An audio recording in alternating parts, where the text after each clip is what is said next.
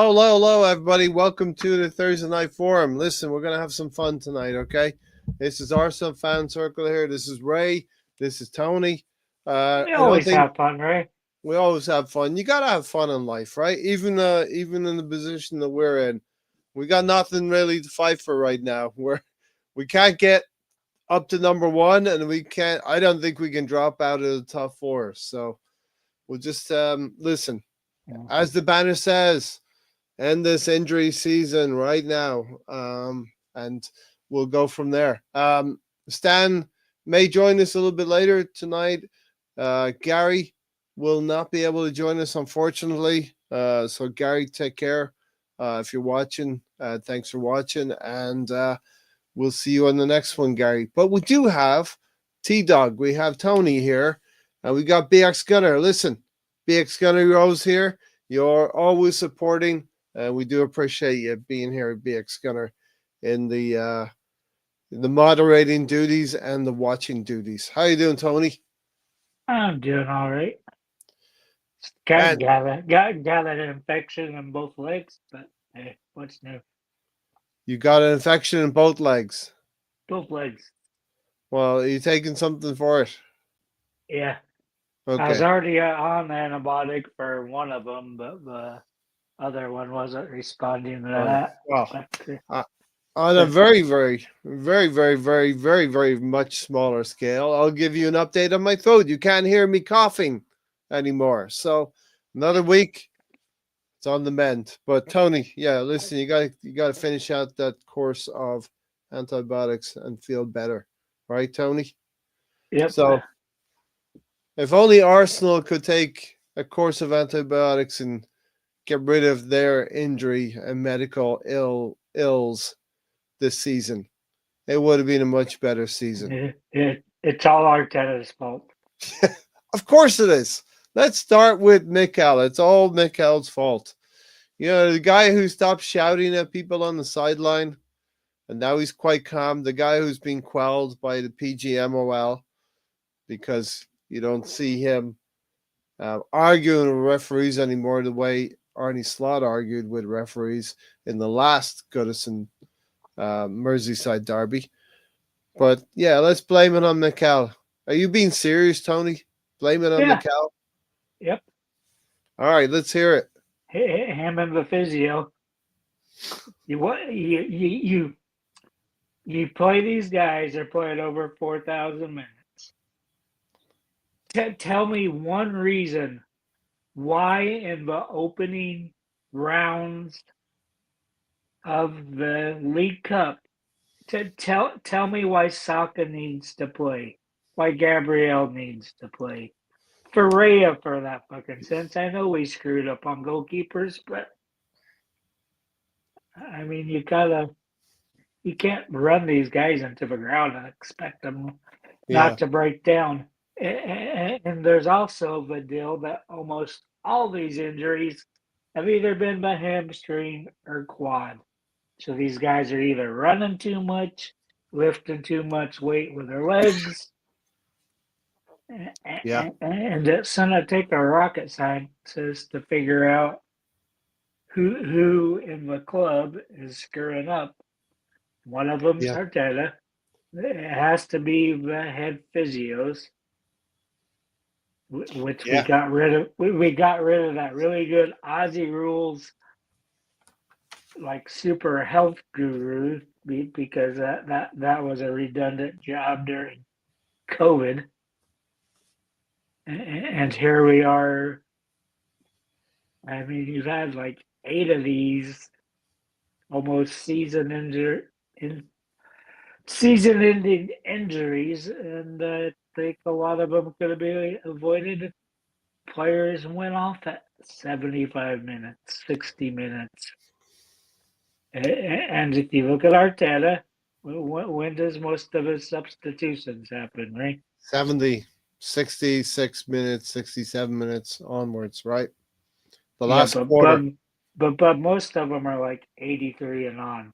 Yeah, And you get what I don't get is all these defensive substitutions. Yet we're usually give up more late goals than we are starting them. It's all we have, Tony. All we have is defenders now on the bench. We've lost all of our attackers. But you do have a believer in BX Gunner here. The BX the Gunner. the Arteta's man the, management has been criminal, 100%. Tony, you have a believer in Jose. do you know what else we have, Barry? What? We have transfer windows, Yes. Yes. and we're hearing all these guys that we're supposedly targeting now. You can't tell me there wasn't a couple of those that you could finagle a deal with. You send them a player. Yeah. You're absolutely right. I think a lot of this stems back from the last two windows of inactivity or relative inactivity. We moved for a goalkeeper that was a mess because we had to move Ramsdale on. We moved for a goalkeeper that was cup tied, unable to play in some of the cups. We moved for some depth, which I generally agreed with Calafiori. I think Calafiori will yet to be seen as a good signing, and Mikel Merino, who has now moved into the second highest top scorer at the club this season, Tony. But we didn't get a striker. That doesn't take much. He passed Gabriel. That was at 5 goals. So Gabriel was second. Gabriel Magalhaes was second, and unfortunately, horrible news that Gabriel Magalhaes, his season has ended with this Fulham game. BX Gunner said, I don't think it's fully hit me that we've lost Gabriel for the season. Yeah, our monster, our Colossus at the back, our captain in waiting, Gabriel Magalhaes, has been struck down with a hamstring injury, Tony. And you sent me news that it is a season ending. Well, the season's almost over anyway. April and May to go. The season ending injury. It's a be near of a start of a season probably before he starts playing, and I don't think he'll be available for. Like the banner says, Tony, end this injury-ridden season. Can we just start the new season with a clean bill of health for everybody? And another thing, so in that the physios and Arteta are failing us. Look how quick Gabriel's injury happened in the game. Look at the last injury. They've been happening in the first 20 minutes. If somebody can't go 20 minutes, then you're fucking missing something. So you think this is part of the warm-ups, not warming up properly? Is that what you think? Warming up too much. I mean, we've had that problem before where we would have these warm-up injuries, but these are happening, like I said, within the first 20 minutes. So it's like either they weren't fit enough during the week to be selected, or as you say, maybe they were used too much did too much warm-up stuff, aggravated it. But to me, I think it's missing an injury that's there. And then, hey, listen, I was going to mention this, and Red John has some comments in here. We'll get into them.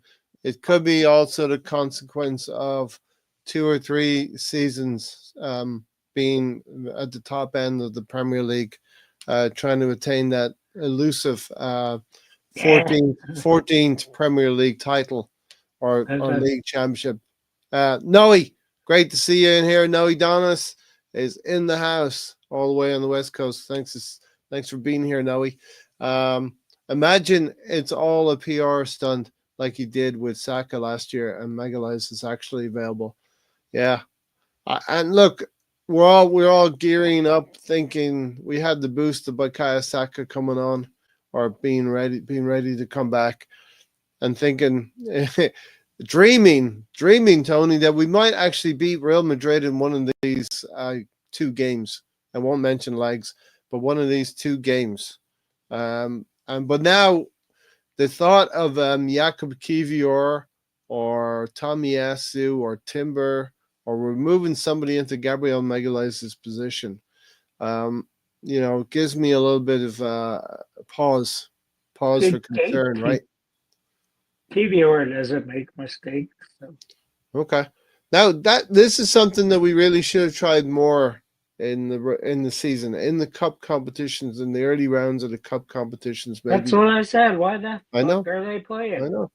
Because Instead of we're right, playing right. a combination of Saliba and Magalhaes, play a new centre back combination of say Yuri Timber and Calafiori, something like that. But You know? what gets me about it, Ray, is that he would start five starters. Then the other five starters would come on sometime later, and basically there's your whole team playing, whether it's 45 minutes or 60 or even the whole 90 minutes. They don't need to be playing it. They don't need to be playing 1 minute of it. Yeah, And that goes back to depth and the fact that we need 8 to 12 players. You factor yeah, in backup goalkeeper, backup for left back, because we got lots of left backs leaving. You got center backs leaving. You need at least two strikers, at least two wingers. And you got a full slate that we're not going to be able to fill. And Arteta will, unless his job's on the line, he's not going to integrate players. He just doesn't do that. yeah, Because guess what? Odegaard is out. When he's supposed to be attacking midfielder, that's going to come in. doesn't play 5 or 6 games. Hmm. Then he's coming off the bench instead of starting. Yeah, So there's no excuse there of not trying him. And that's what League Cups are for. And you could have found that out last year. You could have found out that Kelly was very capable, and we didn't need fucking yeah, the joke of a defender Calafieri is. yeah. I do agree with you that we needed to understand what different combinations of center backs we could have used or could use in these situations. We're looking at all kinds of permutations now. Kivior, maybe even Declan Rice going back as a center back, an emergency center back, to play alongside Saliba. It, Tomiyasu, Timber, you, you, all of you these. can just put White in there and be done with it, right? Yeah. Red John says, Ray, go, and Tony also go through, check how many games Gabriel Magalhaes has played the last 3 seasons. I would bet he's played over 120 games the last 3 seasons. When you take into account, let's say 35 Premier League games for 3 seasons, that's 105 games right there, and some cup games and Champions League games in there. Nah, I know all those seasons he was over 4,000 minutes. So. Mm. Yeah, and Red John has said he has only missed 2 Premier League games in 3 years. So there you go. Even more than 35 games every season. You know? Oh, he missed 3 last year because he said he was going to Saudi. Yeah. Now Saudis are looking at both our center backs. Well, that was pretty early. So that was probably those 2 Premier League games last season when you think about I, it. You know? I thought it was 3. But Was earlier on that. as you say, Tony, let's look through the injury ridden season that we've had so far. As you alluded to, it started pretty early in the first international break with Martin Odegaard. Martin Odegaard's injury, Yeah, his ankle injury. He lost seven. He missed 7 Premier League games as a consequence of that injury. yeah, those high ankle sprains like that, you almost recover faster. Some people do from an actual fracture in your ankle than you do those high ankle sprains because they're tears, they're high up there, and that's where all the rotation of your foot comes from Mm-hmm. is up there. So you can't cut. You're unstable. Your foot might bend to the outside, sometimes it might bend to the inside. So you're sitting there running at full speed, and all of a sudden you're on the side of your foot. Yeah. It could be Now, because of an ankle.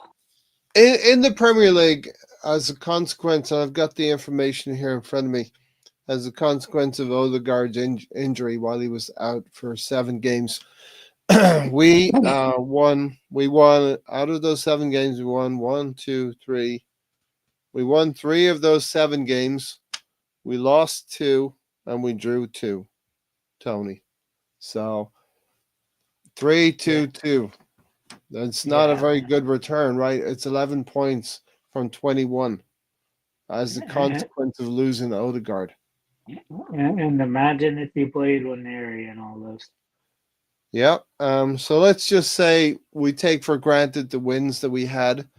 Whilst Odegaard was out, we changed the formation away at And that's Tottenham. when the wins came in. Yeah, we changed the It was right. formation away at Tottenham. We won 1-0, courtesy of one Gabriel Magalhaes on a set piece header. Uh, we got an unfortunate draw at Manchester City when we know we really should have held out and won that game. Thank you very much, PG MOL. Well, no Odegaard there. That probably hurt us as well, and we lost 2 points at Right, Man right. City. Mm-hmm. Do you think the fact of him jumping up for so many headers had something to do with this? I mean, Right. there's lots of there's wear and tear. You go training. We could go training tomorrow, and have the same kind of injury. It's very unfortunate that this has happened to Gabriel Magalhaes. We went on to win against Leicester at home and Southampton at home, but then we came into this tough spell of 3 games, Tony, without Odegaard. We didn't have any creative spark away at Bournemouth. We lost 2-0 at Bournemouth. Um, yes, Gabriel Martinelli had the chance to score a goal, which would have turned the tide, and we would have probably come away with 3 points at Bournemouth. But having spurned that chance, we were a man down with Saliba sending off. And it's one of those things where it's a dog saw, right? At this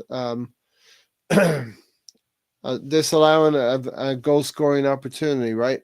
Um, Yep. yeah. So probably warranted the Saliba sending off, although harsh. You could see why it was they let it happen. We didn't get the win at Bournemouth without Odegaard, and we didn't have Saliba when Liverpool came to the Emirates. And for me, this Liverpool result at 2-2 was a huge swing at the time. You know, we had a 2-1 lead going into the final 10 minutes of that game, and we had a lot of injuries. We had a suspension with Saliba, and it hurt us in the end, where Miles Lewis-Skelly was caught out on the left-hand side. At the time, he had very little minutes as a defender. He is a left-sided midfielder. He's acquitted himself very well, and Miles Lewis-Skelly has done really well this season. But the fact is, Liverpool got behind us in the last 10 minutes of that game And, and equalized 2-2. and you know why he got behind him too, right? Because playing too far up the pitch, like Arteta likes to do Well, he with got the pulled. If fullbacks. you see the movement of the player, he's following his marker, and he got dragged up too far uh, out of his position. A ball was popped over the top of his head. I think it was Darwin Núñez that got on the end of it, who's been woeful for Liverpool. Squared the ball for Mo Salah, and Mo Salah has been wonderful for Liverpool. And that's the big difference for me. Mo Salah's availability when we didn't have Bukayo Saka this season. Yeah, I still think that's another Arteta thing. If you're not playing with attacking fullbacks, go with a fucking back three. Yeah. Then And that might be the solution now, right? yeah. Because you have Tierney that he's used to playing the left center back out of the three center backs. Does it for his country. You can put White on the right. You could put Saliba in the middle, or Right you on could the flip right, those two. Saliba in the middle. Right, John said if Timber's injured, that Madrid game is done, in my opinion. Yeah, if we don't have a player that can stick, we don't have a player like we don't have another Gabriel Magalhaes that can step in and be, uh, take the place of Gabriel Magalhaes. We don't have that caliber of player. So the Madrid game is done, in my opinion. If we ever had a chance, we needed it to be with Gabriel Magalhaes, Saliba, David Raya, Timber, White, and then have a fighting chance with Bukayo Saka up front. Martinelli maybe sparking again. But let's just go into this Real Madrid game and enjoy it for what it is. It is a David versus Goliath, Tony, right? Don't tell me to enjoy it if it ends up 8-0, right? Well, yeah, I know that's tough. Let's finish out what Odegaard's absence. Okay, so we drew 2-2 with Liverpool, and then we had nothing at St James's Park up at Newcastle, and that is a fixture that traditionally we always struggle with at away at Newcastle. We haven't won there. I think we won there once in 2 or 3 seasons, and Tony will always remind me about, was it the 2022 season when we had only needed to win one game and we couldn't beat Tottenham at their place, and we couldn't beat That Newcastle at their that place. that's the worst Arsenal performance I've seen during the Well, we 20 we 20 had 28 years of watching football. again we had injuries, right? Ben White was basically injured, and they played him as centre back. That was the season before Saliba came. He was playing centre back, and he pulled up lame. We were basically dead on our feet. There is something about Mikel Arteta needing to understand his team more, needing to spread the resources more, and as you have um, correctly pointed out, Tony, some players hitting 4,000 minutes is not required. Is not what we need to see toward the end of the But, season. but like I said, just don't play him in the League Cup. No. Yeah. So what is a good amount of minutes? So you've probably looked at this over the years. What is a good amount of minutes for players to hit? Is it 3,000? Is it three Yeah, thousand five hundred? yeah, it's in between those. It's a little bit like RPMs on a car, right? You don't want it to Yeah, hit. You that's don't want to hit more that. than 3,000. Yeah, you want to stick between the 3,000 and the 2 and 3,000 is ideal. Mine's Lewis, Skelly, White, Saliba, and Timber. Red John has just picked a team, so that's not bad. It's going to be a little bit makeshift, but it's not bad, right? Um, Red John, Tony, it's time for you to lace your boots and get on the pitch as a striker. Yeah, but this Mikel Marino, he does seem to he shoots, he scores. Tony, you know what I mean?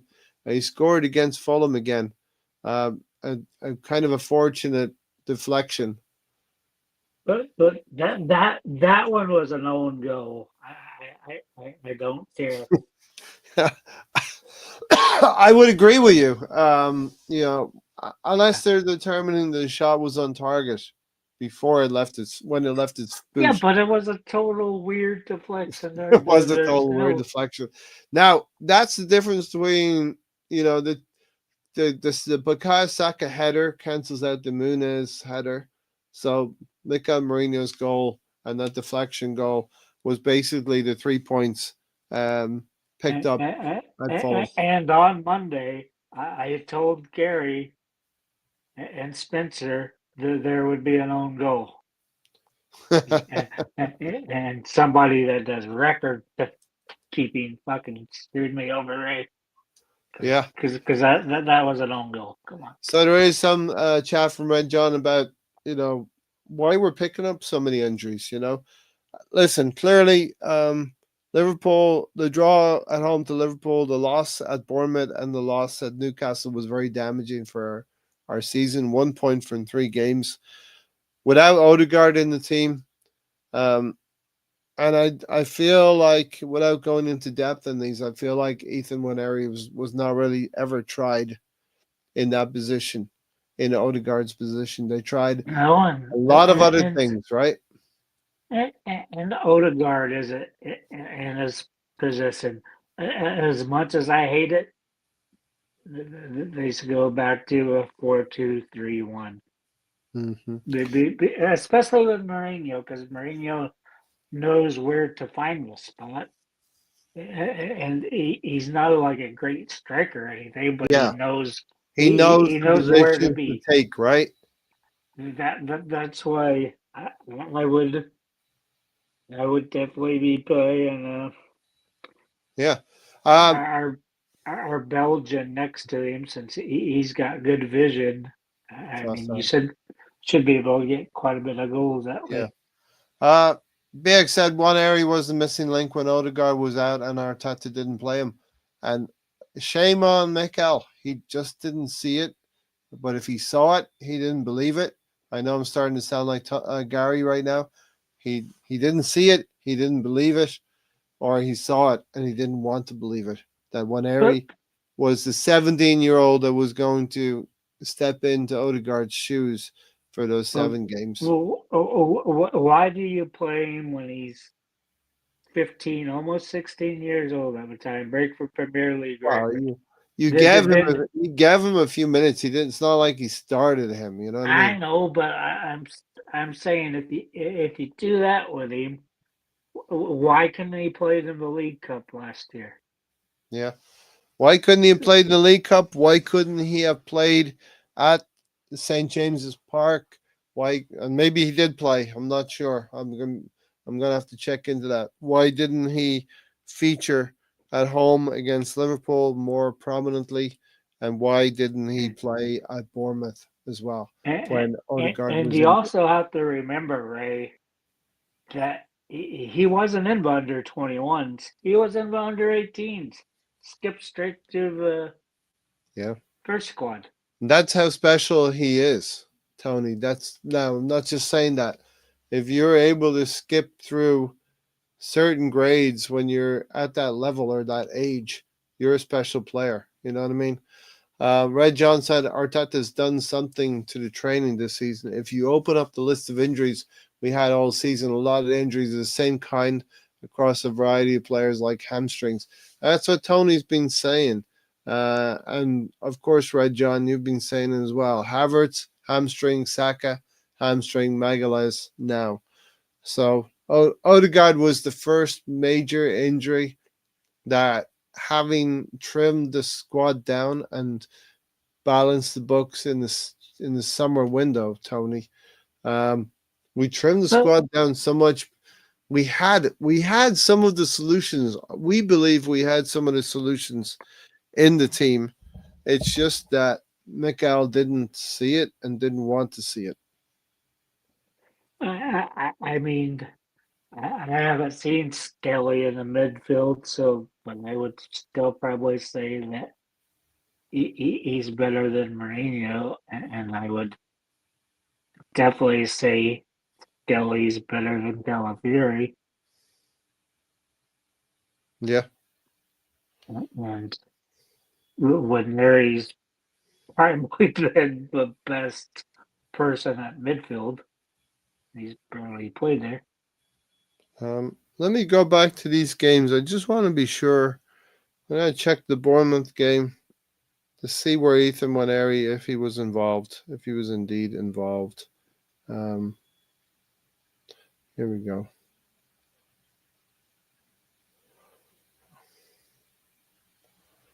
So yeah, all right, Tony. Here we go. We started with Raheem Sterling on the right at Bournemouth, Mikel Merino in the let's say number 10 position, and Leandro Trossard on the left with Kai Havertz up top, and we had a double pivot of Declan Rice and Thomas Partey.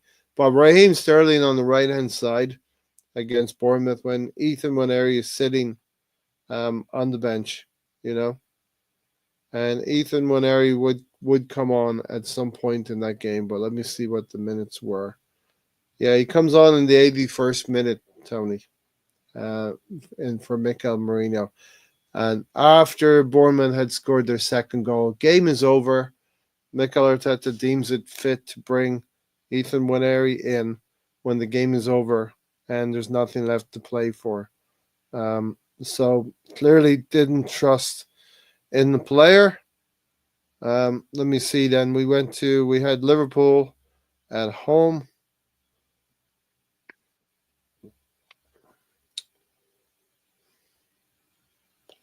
in the next game. Um, Havertz hamstring, Saka hamstring. So we'll get to that, Red John. But yeah, Ethan Waneri didn't get a look in there. Um, Raheem Sterling, and Raheem Sterling is a player who's not really done it for Arsenal this season, Tony. Nope. I don't think Red John was here when I said, yeah, I want to be surprised if some of those hamstrings, as odd as it sounds, is them jumping up for headers. Hmm. But I think a lot of it's either they're lifting too much weight in training or just too much running and training. There's something that's going on that's causing this. And like I said, I blame Arteta. I mean, it might fall on the duties of the physio, but the manager should know when players aren't ready. And like I said, a lot of these injuries have happened in the first 20, 30 minutes of games. It's not like it's a 90th minute injury. It's something that's coming Yeah. early. So it's about as bad as when we were having all those And warm up injuries. And so and Tony, another thing, you Tony mentioned coming those were warm ups. Yeah, coming out of that Bournemouth game, we lose it. We're 2-0 down. Ethan Waneri comes on to try to change the game with 10 minutes to go. The next game, it's again Mikel Merino, it's Martinelli, Saka, and he plays Havertz and Trossard together up front. But again, no Waneri in the game. Um, he um, enters, let's see when he enters the field of play in Odegaard's absence. It comes on in the 85th minute. So here we go again, Tony. 85th I, minute, 85th I, minute after Liverpool have drawn 2-2. In the 81st minute, Waneri comes on in the 85th minute. At this point in the season, and I know it's early in the season, but we've seen Liverpool in October. We've seen Liverpool in October take over and take control of the Premier League with these games. You know, you can lose. They say you can't lose the league or you can't win the league in October and November, but you can certainly lose it in October and November, and that's kind of what happened. So here we yeah, are. but we did it September, October, and November. We did it September, October. Exactly.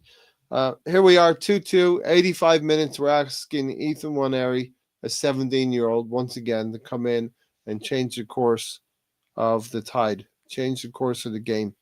The next game we play is up at St. James's Park, away to Newcastle. And cast your minds back to that game. I have no fond recollection of us playing well at St. James's Park last in November, early November. Um, all we remember is Isak getting one chance and scoring from the one chance that he had. All right, here we go. I know he got into that space and just that He one got it in goal. the space between. Once again, we went with Havertz and Trossard up front. Declan Rice, Mikel Merino in the double pivot in midfield, and Bukayo Saka and Martinelli. Thomas Partey, right back. Playing right back because we had the injury, probably to Ben White at that moment in time. So yeah. Ethan Waneri was a substitute who came on And we're solely looking at Ethan one area in these games, right? Because not Yep. because of anything he did, but because of what he was not allowed to do by Mikel Arteta's insistence on keeping him on the bench. Have I swayed you away, Ray, and my blame? Yeah, you asked me who I blamed on this, and I said Arteta. Yeah, 61 minutes. Ethan Waneri comes on for Gabriel Martinelli. Yeah, Yeah, what was that? An injury for Martinelli? don't believe so. No, but yeah, we've seen in this stretch of 7 games while Odegaard was out, um, only I think 3 wins, 2 draws, and 2 defeats in the 7 Premier League games that Odegaard was injured. So Martinelli, so yeah, let's go on. We'll continue more about the injuries. Martinelli had a hamstring issue. The problem with Martinelli, and it's been a very stop-start season for him, Tony. Um, a lot of Arsenal fans may be starting to lose patience with Gabriel Martinelli as well. What are you I, thinking? I'm thinking I would already have 50 million pounds extra. Yeah, you think he's worth about 50 million pounds. So I, Arsenal have not sold well. I think Alex I'm Oxlade talking Chamberlain about. I'm just talking about when I first mentioned we should maybe consider selling him. consider selling him. Alex Get get. Oxlade Chamberlain is our record sale. I think at 35 million, Tony. I thought it was 40. Maybe Red John could Yeah, correct us. listen, it could be 40, but that's still pretty low in this day and age for the price of players leaving and for us not being able to sell players. 40 million. There we go. Iwobi went for 40 million. So maybe Oxlade Chamberlain went for a little bit more than that, Red John, because Oxlade Chamberlain is our record sale to Liverpool. When you have 4 to 5 players all with hamstring issues, it's the training. So listen, we have to look carefully. Maybe the training is going on at the ground as well. BX Gunner says Arteta's more lives than a cat. Honestly, won't be surprised if he pulls out another happy accident against Real Madrid and advances. Listen, I'll be all for that. I mean, if we could fluke our way somehow all the way through this competition, it's a competition that Arsenal have never won. We would love to pick up that trophy at some point in this window of He would have to players. go with the formation he won his other trophy with. We didn't just lose Gabriel Magalhaes defending, we also lost his X factor ability to score from corners. And And his that's some leadership. The leadership's really not coming into leadership as play. well. That is something now that we have Bukayo Saka, who's played against Fulham, scored a goal after only 6 minutes of being on the field through a fortunate flick from Martinelli. Um, let's not beat around the bush here. A fortunate, an unintended flick from Martinelli, but nevertheless, our star boy scored. We got Declan Rice back, and we've got Bukayo Saka back. So we could, in fact, And I was cheated out of an own goal because it was an own goal. Can't tell me we that was going could in the back listen. of a net. We could, in fact, spark our set pieces again. This coming for the remainder of the season and for this tie with Real Madrid. And be Tiger and Gunner is in the house. Welcome, Tiger and Gunner. Good to see you. Um, he will be went for 40 million. So stick around, Tiger and Gunner. I have some news, a little news for you as well. Wobie went for 40 million. We think Oxlade Chamberlain went for a little bit further or more than that. Morning, lads. Good to see you, Tiger and Gunner. Maybe Stan is going to pop in a little bit later. Gary's had a busy week. My throat is a little bit better from that um, cough that I had in the last few weeks. And Tony's Tony. Tony's gonna have medical issues. We have no Tip. world class players, and even best of our non world class players are getting injured. Yeah, and we are going against a team filled with world class players. Yeah, it's going to be a tough go against Real Madrid, but like I tried to say to Tony 10, 15 minutes ago, enjoy it. We got to enjoy this game. Uh, Tony and I specifically talked about Champions League and getting back into the Champions League specifically for games like this. It's unfortunate we're not going to have the likes of Kai Havertz. We're not going to have the likes of Gabriel Magalhaes, you know, and not the likes of Tomiyasu either. So we are going to be a little bit light in certain areas of the field. Arteta isn't going For, through this. Ray, would that be hamstrung? We're going to be hamstrung. That is very good, a very very good word for what's happening to us now. What a turbulent season we're having right now, for sure. So You might have to change the name of the show or name it. Arsenal's been hamstrung. what? I said the next show you might have to change the little like sub name you give the shows. You give the hamstrung. Right. Okay. Little news for Tiger and Gunner. What a turbulent season we are having, Tiger and Gunner. But I'm all booked up. So what I would say is I'm gonna drop an invite to StreamYard here. Come into the green room. I won't put you up on screen. Come into the green room and drop your details for me to get in touch with you. So that's what I would say to Tiger and Gunner. I'm gonna put the invite here for the StreamYard. Come into the green room. I won't put you up on the in the lineup and drop your details and we'll be in touch. Okay, that's the best way to do it. I think that I can figure out anyway. Um, pull out your phone. It's time to call him. King Theory Henry. Let's do it. Let's call the Theory Henry into the building. Right. Gonna have to lace up. So the last time, and strangely enough, Tony, the last time that Real Madrid tussled with Arsenal, it was when we went on the run all the way to the final, Tony. So what do you Yeah, think of that? yeah, I remember that. Like I said, we still wanna think we should do a watch along since most of us have never rewatched that game. Oh yeah, yeah. You have been campaigning for that to do the watch along, right? Yep. So yeah, listen, Odegaard injury, Martinelli injury. I think this is the show where we talk about all of the injuries this season, Tony. Tommy Yasu's been out for many, many weeks as well.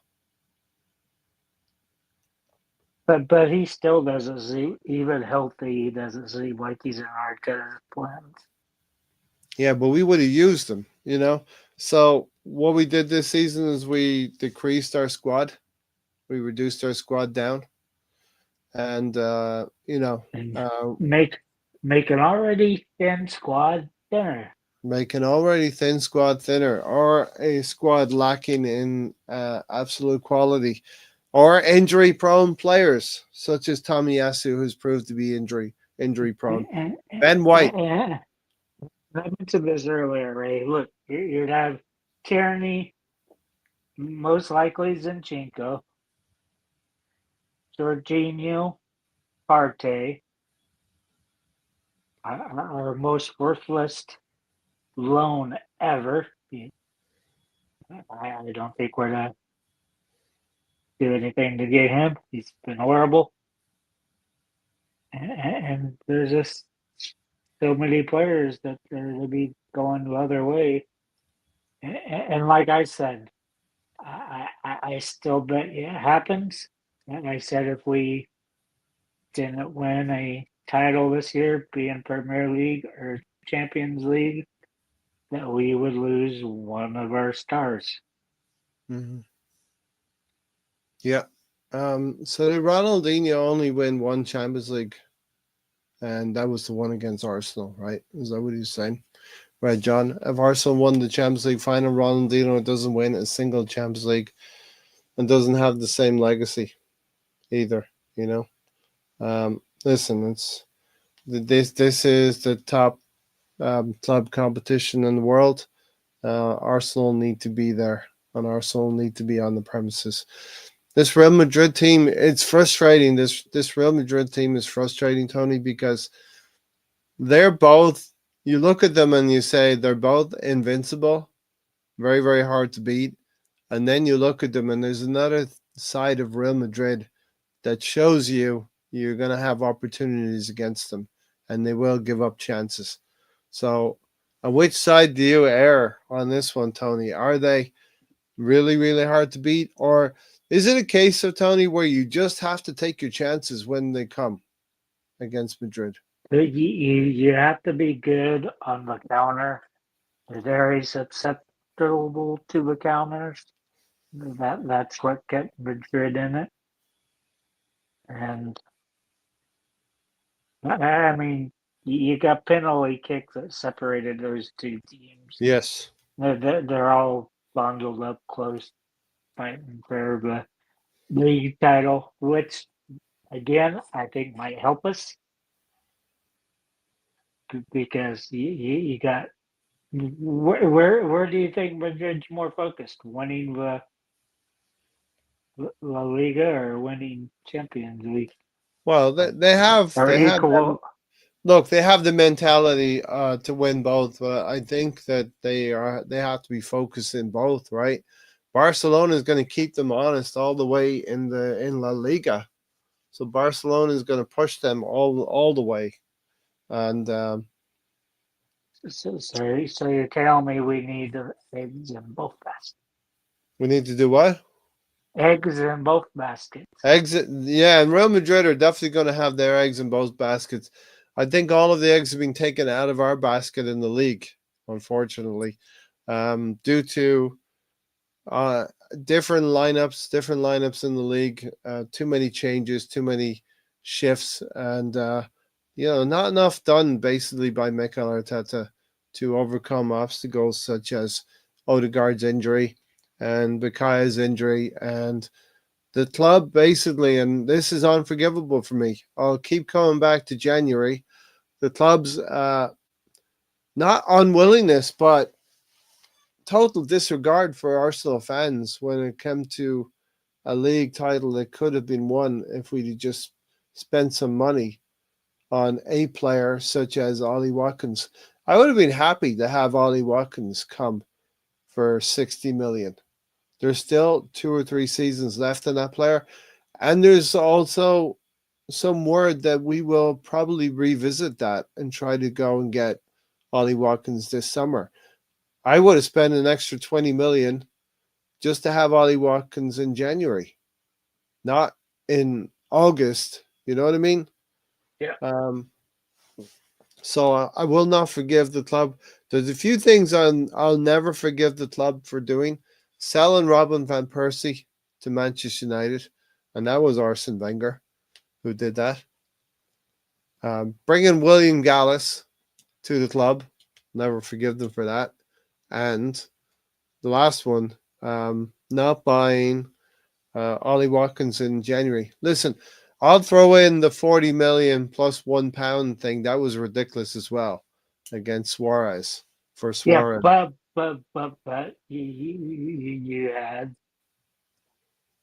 you had their owner 6 months later saying that we legally triggered the deal because Yeah. that was in his Oh yeah, I contract. mean that was fumbled so badly, so badly. I mean, it's not like Spanish players like Nico Williams, or you can get for £49 million. So which is probably 50 million euros. Right about. Yeah. If we had won the UEFA Champions League final, it would have changed the trajectory of Arsenal Football Club to be another Madrid. Did, Tiger and Gunnar, I did, wonder if you're still with us. Let me know if you're still with us, Tiger and Gunnar. did, do you think it would change it that much, Ray? Because you had 2008 where you could have won the league, but Eduardo's leg, his bone comes out of his skin and pops Yeah, out. yeah. I, I still don't know how that unhinged like almost every player. I mean, Well, he was you probably a big part of the dressing room, and he was scoring goals and starting to grow into his season. And the player they had a good camaraderie. The players had, and to see an injury like that to a fellow player is just horrible. To actually see that to somebody, you know that the rehabilitation is going to take a long time for that kind of injury, and as maybe was proved, he was never the same player afterwards. You know, know, uh, that's why we moved him on pretty quick. yeah. Red John said it would have changed the trajectory of Arsenal Football Club to be another Madrid. A club like Man City would have never happened. Interesting. Vinicius Jr. was interviewed about Arsenal, specifically Saka, and he said, "Who? That's fine. You don't have to know who we are and who our players are, but our players better hold that. And at the end of the tie, at the end of the two games, let them understand who Bukayo Saka is. Let Vinicius Jr. understand who Bukayo Saka is. And there's nothing to say that we can't overcome Madrid in two games. Yeah, I said it. We can overcome Madrid in two games. Losing Vieira derailed the trajectory, I believe, for us. Um, William Gallas, haha, the first and only player to play for Arsenal scored You penalty. bipeds talking about two legs. What? Said you bipeds are talking about two legs. Talking about bipeds. I heard that word used earlier today as well. Bipeds. So it was the first time I heard that twice in one day for many, many years.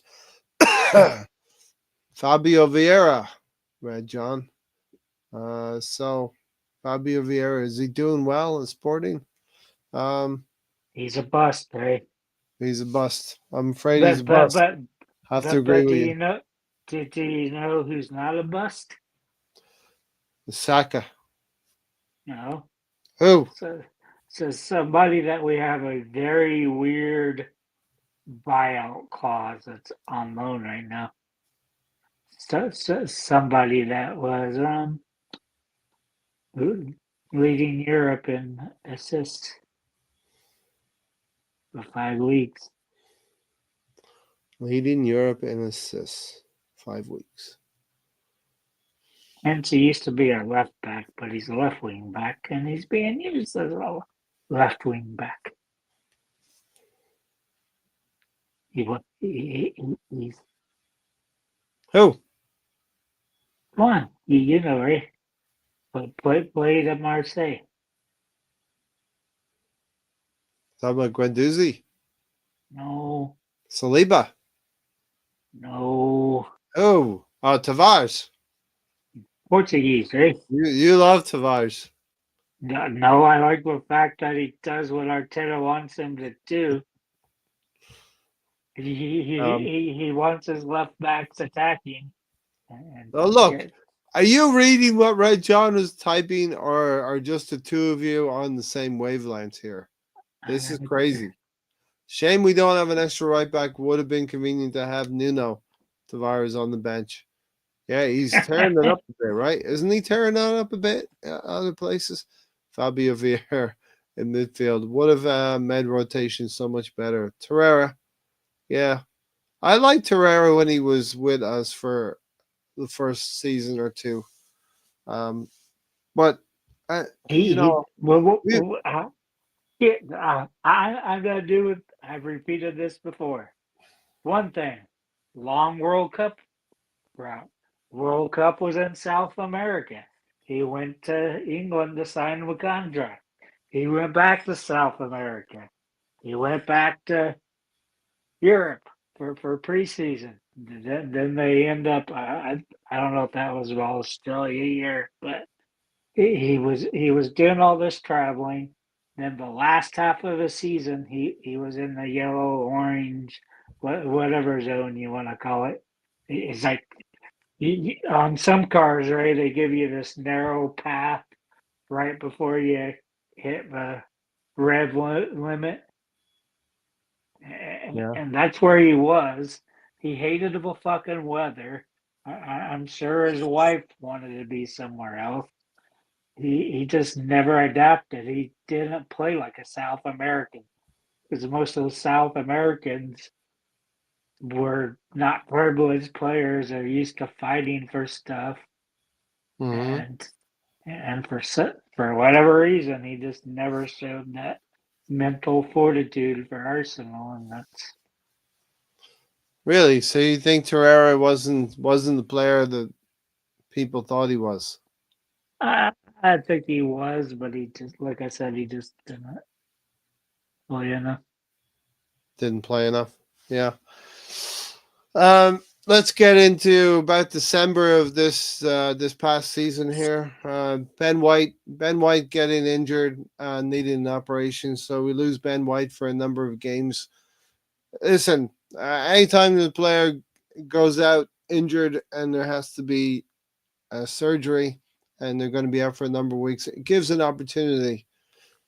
Gives an opportunity for somebody in that squad. Gives an opportunity for somebody to So, play. so but has that contributed to that he was rushed back? Say Because what? was he rushed back too quick? Because that's the same injury Ben he White? had from last year. Ben White?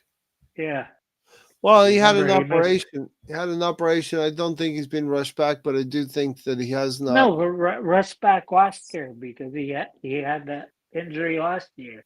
He was out. Yeah, listen, it's possible.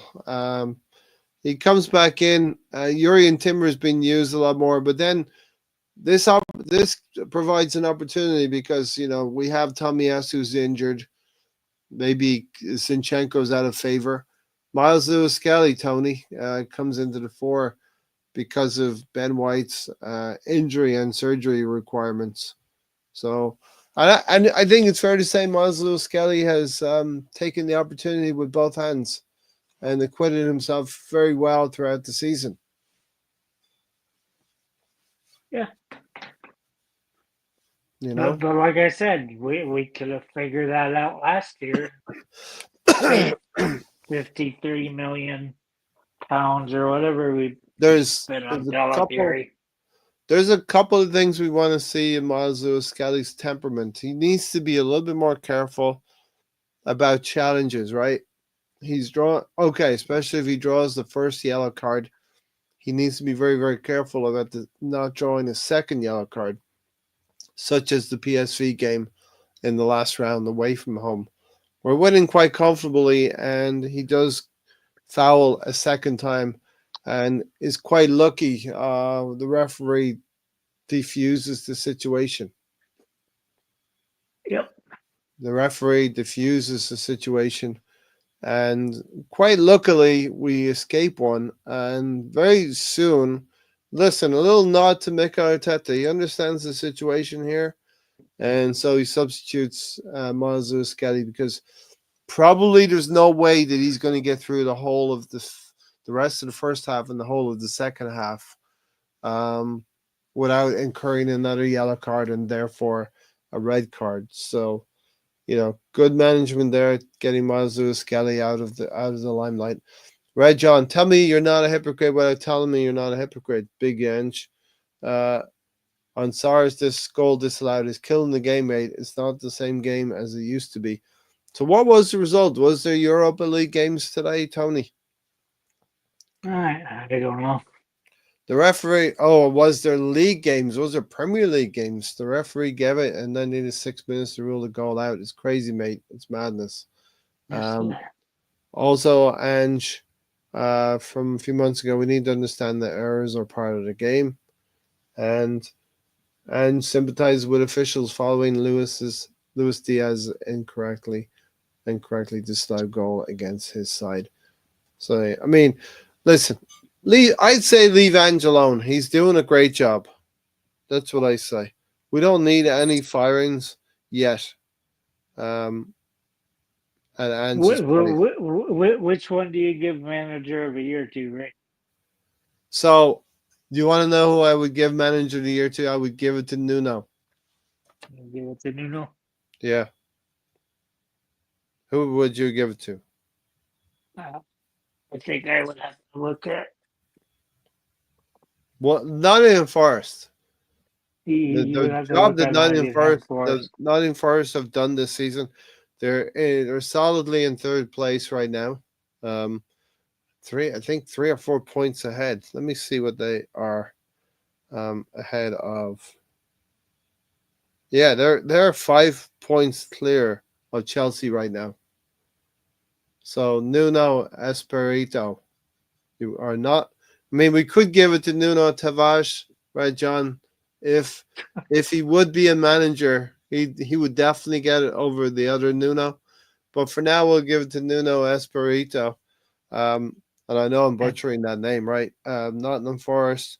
They're 5 points clear of Chelsea and 4 points behind Arsenal.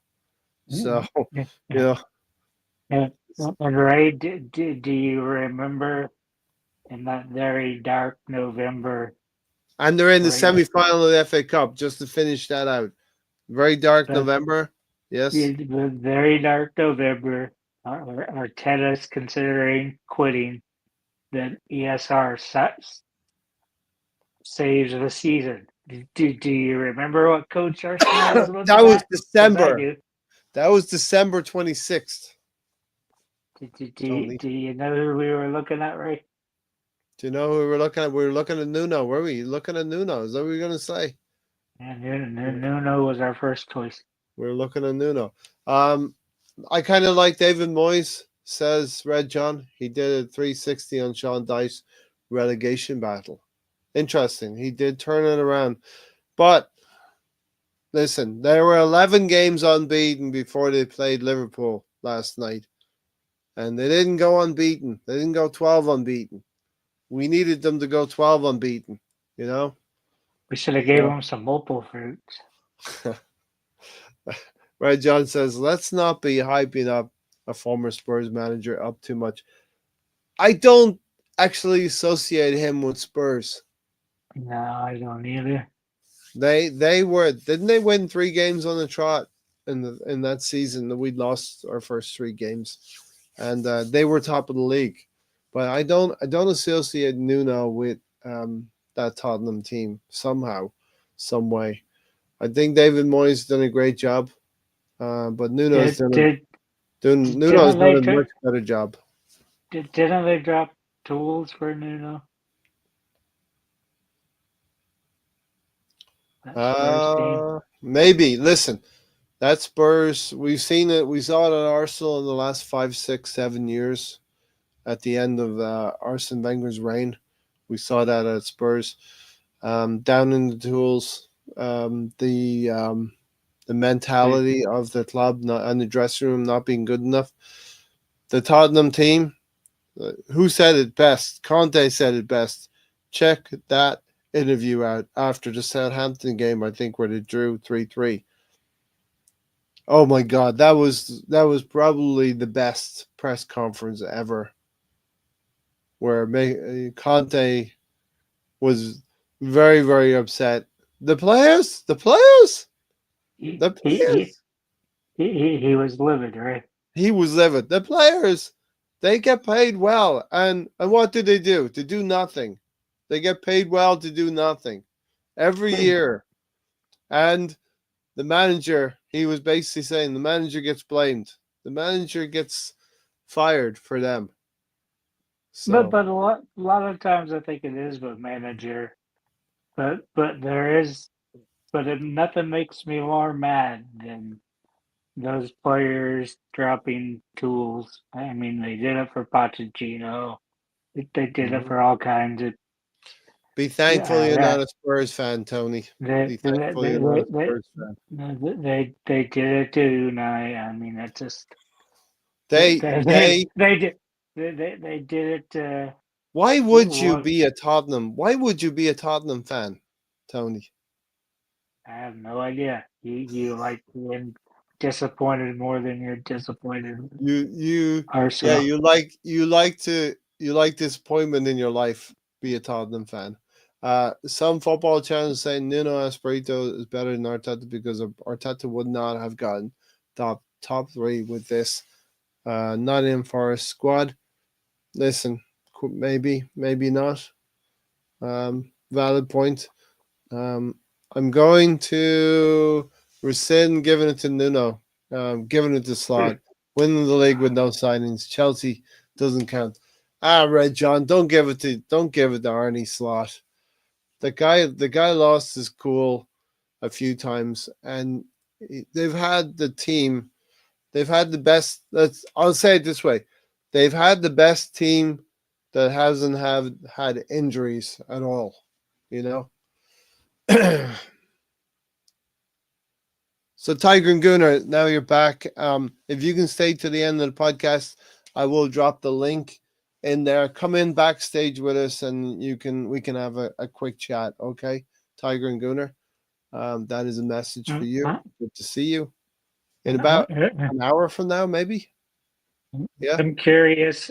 I'm curious if the Liverpool with injuries did they change physios? did they change physios? We take here we go. Antonio Conte. We take the money. We take the money. Tony, we take the money, and we take the money. Wasn't he doing something like tapping on Yeah, the yeah, something table? like that. We take the money. No, I had to yell at the dog. Bad, Tony. Placate your dog, Tony. Placate your dog. It's usually Gary's dog that's been unruly. Which one is it? Kolasinac? Yeah, the big fucker. It's weird. He's actually shorter and not as long, but he weighs 40 pounds, and they're supposed to weigh 20 to 25 pounds. Yeah. Yeah, definitely. But Tiger, he's like stick around. solid. Stick around. I'll put the link in there. Join us. We'll have a little chat at the end here. Okay. Offline. There's never been a Dutch manager to ever win the Premier League. Yeah, but I just don't feel Arnie Slot using Jurgen Klopp's players, and they were in good nick. That squad was in good nick, and the only way that they've gotten to the top of the league, they've been good, but have they been better than we were last season? You know Do you know what they did, Ray? They what? planned. Because we could have planned for these injuries. You could have got players. They You did knew. not have the injuries, Tony, that we had. No, I'm talking about us. We could have planned. Okay. We could have planned. Yeah. We We could have gotten we a could have striker in the summer, we right? could have got a striker, and we definitely could have got one and some wingers when we seen what we have going on going into January. Yeah. This was the Uh, best. Red John. The owner don't care or something. And the owner, he don't care. The owner don't care. In like a shrill voice because Antonio Conte spent the whole afternoon shouting at that Tottenham team in Southampton. Conte is the basically Tony Soprano in real life, eh? do those type of voices like destroy my throat. I can do a good Elmo, but I don't go there too often because it Uh, just fucking uh, kills my throat. and his assistant Christian Stellini, just like in the Sopranos, is trying to secretly topple the leader so he can get the head of the mafia job manager. Italians love their politics, indeed. Uh, Forget the striker. We signed nobody. We weren't trying to win. Unfortunately, our inaction in January told us everything, Tony. Yep. No, I was sure we had Gabriel Jesus get injured in the cup game against Manchester United. We had Kai Havertz. We had Bukayo Saka. We had Bukayo Saka 10 days before the window opened. Have his hamstring injury. And that's the next major injury, right? Bukayo Saka, December 21st, away to Crystal Palace, Tony.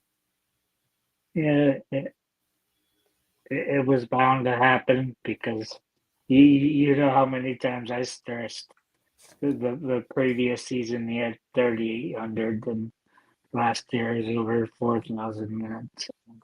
Mm-hmm. And what made it worse to me, like I said, he came back from that Winter World Cup. Then he played on Boxing Day, and that was less than 2 weeks to basically no rest. Then you follow that up with fixtures every 2 or 3 days in the league. Then as Arsenal do, then you have it because of the cups. Then by the end of January, you're out of the domestic cups Yeah. because Arteta does. I don't get it. He starts a team half full of starters. We'll put the rest of the starters in, but he can't get us past the early stages of the cup. Yeah. Yeah. Uh, Listen, I happen to think it's a culmination of 3 seasons of constantly playing this player. This player constantly playing with the ball close to his feet, and this player constantly being fouled. And Nuka actually getting the protection from the referees as and, well. You know what I mean? and I believe Gabrielle had like a season of 4,400 minutes, season of 4,200 Yeah. minutes. Yeah. The amount of minutes is definitely an issue where you're getting to 67, you're getting maybe into the 75th minute, 80 minute before you. And we just highlighted that with Ethan Waneri and the reluctance to use Ethan Waneri when Odegaard was injured. We highlighted coming in 85 minutes, 81 minutes. It's not But, good enough. It's not good enough to bring a player in and but, have your main players play 90% of the minutes in the Premier League. but he makes England squad. Yeah. Are you guys done with Jesus? Yeah, I think it's time to bring him back, rehabilitate him, bring him back to full fitness, let him play 4.5 games, and then sell him. Right, Tony? Could he just have a mutual parting of the? It would probably be best for him because he would get more of a bonus. I never He's see hurt. this guy play anymore. Gabriel Jesus is out injured till they're saying till the start to begin till through the end of the season, but I heard somewhere where a ruptured Achilles, and that's what it is. Is 12 And months, as right? we and as we What? you don't as we know you don't come back from that because you had Carzola and that's what his Achilles heel was a Achilles heel Yeah. because he couldn't ever get enough rest for it to heal up and Jesus needs Jesus. Jesus needs Jesus. Uh, or is that Jesus needs Jesus? I mean, either way, right? Havertz catches a lot of strays, but he's never been a real striker. Jesus was brought in for that job. Yeah, but like, could you really put your hand on the heart and say Jesus or Jesus Havertz? is not a striker. They're Sorry, not Red the. John. They're both of them are not the finished article. Both of them are not But the to me, killer that we need. You know. Kai's a forward, and Jesus is a winger. Sorry. Uh huh. And he not only flopped, he also isn't available. Jesus is like Jota, never fit with half the talent. Have to definitely agree with that. Do you remember somebody on the panel arguing that 51 million for him when his contract ended, or when we could have signed him for free in January, signed the contract? Like, don't think 6 less months of Jesus would have made a difference. You could add him on a free, paying 51 million for him for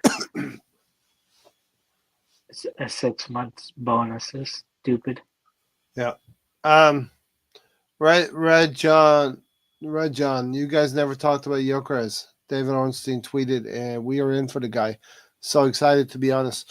Yeah, I think pretty soon we'll transition to the talk about Andrea Berta, the new sporting director, and we will talk about Gyökeres. And I, for one, I am excited about Gyökeres.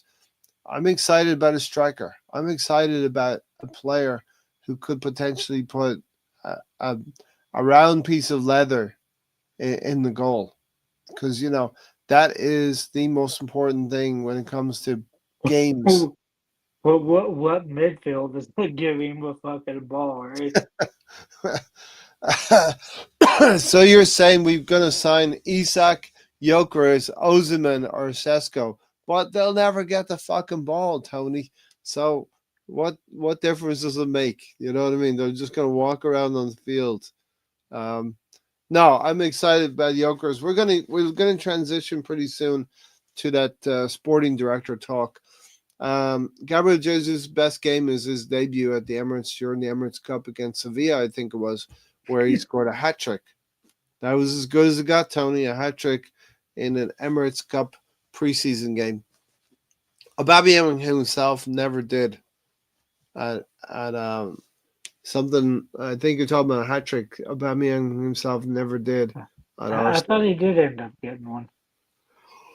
But I thought I it was think against a Aubameyang horrible scored team. hat trick right on the final game of the season against Burnley or Yeah, away at it, Burnley.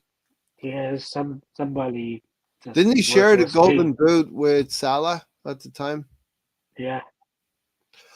Look, and Aubameyang, I will contend, he was instrumental in winning the FA Cup for Mikel Arteta. Not as His much as goals, a change in formation, right? his goal scoring, huh? Not as much as a change in formation. Okay. We played we played with back three, and the FA, the league, we still play the back four. Red John, Aubameyang gave the penalty to Lacazette. Listen, those days of like being benevolent towards your striking partner. He was on 2 goals. Laka had no confidence back then. I do miss the Laka Aubameyang connection. We like that at Arsenal. Stan is another one, right? Who says we had 3 strikers at one point, or maybe even more than 3 strikers, Tony, and we whittled it down to 1 striker, maybe 2. Well, I was the one that said that, right? We Hmm. always used to have 4 to 5 strikers. I mean, Bettner was like our fourth or fifth choice. Yet he still banged in 59 goals for Arsenal while he was there. Mm-hmm. And we consider him a complete, just worthless player, but he wasn't. The completest. The completest.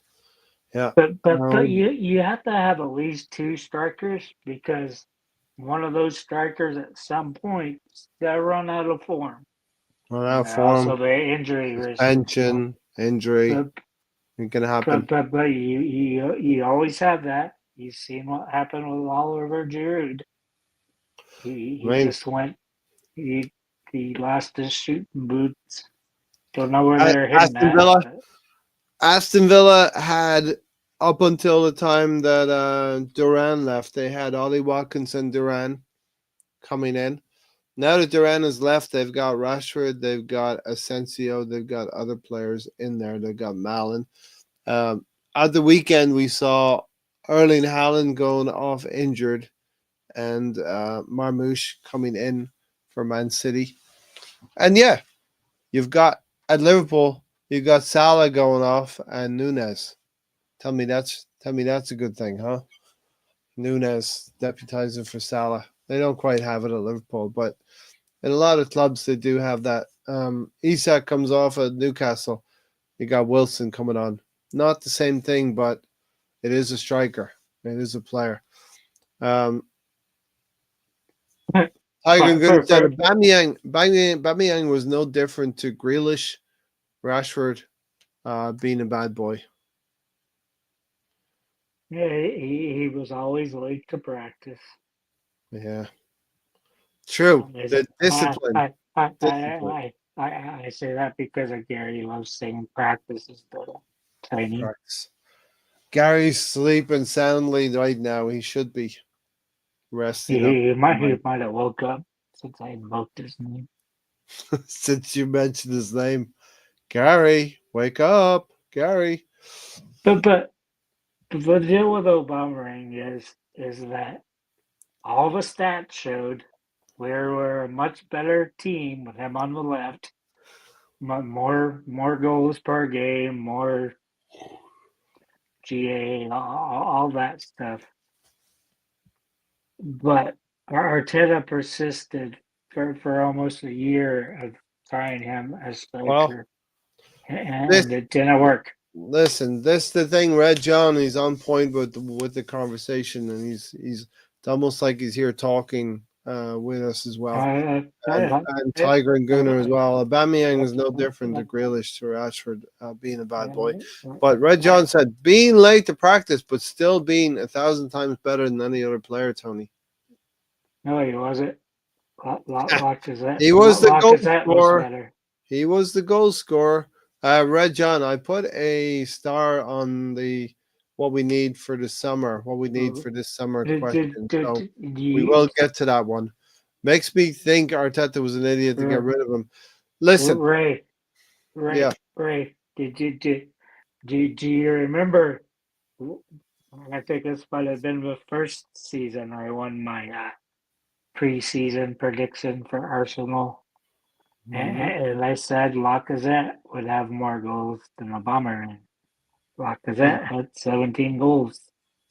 Imagine how many goals that he had if he was played consistently. Consistently. Yeah. Might have broke the Arteta 20. didn't do it. Might have broke the Um, 20. it, it, I don't think I'm going to come back to this statement from Red John. I don't think Arteta was an idiot to get rid of Aubameyang. I don't. I think the relationship had broken down due to Aubameyang's indiscipline and not being able to.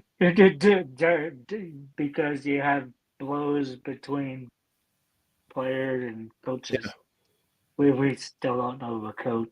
So we still. uh, I mean, my, what we we did assume that was would be we Arteta. sacrificed. We had to sacrifice Aubameyang to tell the young players we are going to have some discipline in the club. The club is going to be run correctly.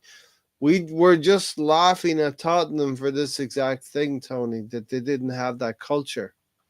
They didn't have that built into them, the discipline to do the right things each and every day, the discipline to come to training and do the best that you can each and every day and improve, the discipline to work on the triangles on the field, the relationships you're gonna that Aubameyang, if he's on the left wing, has to have with the striker, has to have with midfield, has to have with his fullback.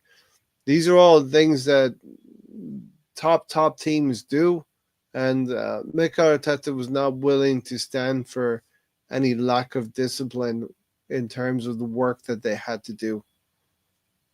but we always we had backups like Arshavin, Podolski. I mean, Podolski was a criminal. He wasn't played more because that fucking left boot. I don't know how many fucking It was a times hell that of went into a a back of missile. an onion Yeah, it was a bag. missile. Um, Arteta's never managed a superstar at this club. He signs nobody because he is scared the club will choose a superstar over him. So he is self-preserving his job. Wenger didn't fear that. I don't necessarily agree with that, Red John, myself. I think that we have started to fill the team out with talented young players. And when you have talented young players, they're generally at this level, they're hungry young players. And hungry dogs run faster, right, Tony? But you have to remember to feed the dogs. Let them off their leash and come out and play. Yeah. Feed the dogs. Let them off the bench and play more than 5 or 10 minutes, right? I, Well, I, enjoying the chat here, Red John, Tiger, whoever's but with but us tonight. but that's what's bad about it, right? You spend 15, 20 minutes warming up. Then you play fucking 5 to 10 minutes. Then you have to do a 30 minutes cool down just to come on for worthless fucking You're a minutes. professional footballer, Tony. This is your life. If you can't play, if you can't start the game and play, you become the best cheerleader that you can. You Yeah, but support the they team. need to be coming on at You support 70 the effort. minutes. I understand what you're saying. You support the effort of the team. If the manager decides you only get 8 minutes, you only get 8 minutes. And you warm up for 20 to be ready for those 8 minutes. And then you cool down and you cool off. The next game is at the weekend. You're playing Real Madrid and you get a bigger part to play next time because you've shown what you can do this time. Superstars are always ill disciplined, though. You think Fiorentina can control Vinicius and Mbappe? Florentina. I doubt it. He probably tolerates them as long as they perform. Pep's never had a problem with them. There's a reason why Dortmund and Arsenal don't win shit. Well, Red John, I believe if we get that striker, and we'll come back, we have your question starred up there about what we should do this summer. And think about it, Tony. I think Tony has been well versed in what we need this coming summer. We'll go to that question very shortly. We try to hold superstars to the same standard as normal players. I think that a football team has to have a certain level of equality, and you're going to have a work ethic amongst those 11 players. The stars have to be part of that work ethic. Barcelona players literally come off and say Messi doesn't train properly, and the club lets him do whatever he performs. I think we have former players say that they never generally trained well. Sometimes there's players are different, right? Some of them never trained well, but they actually turn up on a Sunday or a Saturday, a Tuesday or a Wednesday, and perform. Kevin Prince Boateng said Messi was a super bad role model to young players because he never trained. Young players tried to copy and would fail on the pitch, whereas Messi had no such issue. Or you can look at Mbappe, and a homegrown Real Madrid player is Yeah, better yeah. and much younger. Amram is like Arteta 2.0. He's doing the same thing, getting rid of the big names for unknowns. Look at Rashford now. Yeah, Rashford, listen, Rashford is striving. He's been given a chance um, by Unai Emery. All right, here's the question, Tony. In the summertime, what are you buying? You know, How many he signings do we need this summer, Rain, Tony? Do we need this summer? For me, we need four to win the league, a striker and a winger. I agree with that. A striker and a winger, versatile who can play both sides. I think at least one midfielder, a left back, once we get rid of. And we need a goalkeeper as well. you Um, you you forgot my early answer. They said You 8 to 12. You got your Belgian leaving. you're dumping You, Trossard. you, Trossard already had agreement. He was a leave in January, but injuries changed that. Doesn't mean he's gonna stay. You, you, you got Jorginho, which I think that's been Arteta's most criminal thing because it's like 15 fucking games into a season before he used Jorginho. Partey's gone. Tierney's gone. Tomiyasu's likely be off. Yeah. Then you have Zinchenko. Zinchenko's going.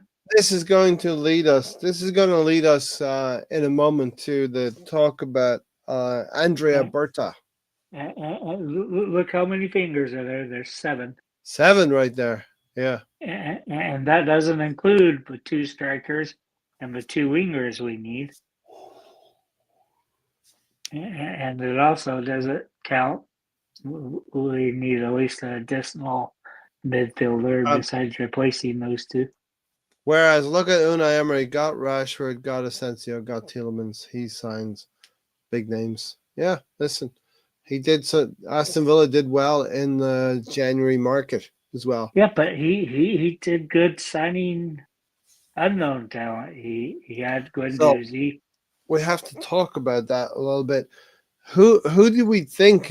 Listen, the semifinals, right, of the FA Cup. It's Crystal Palace against Crystal Palace and Forest, I believe.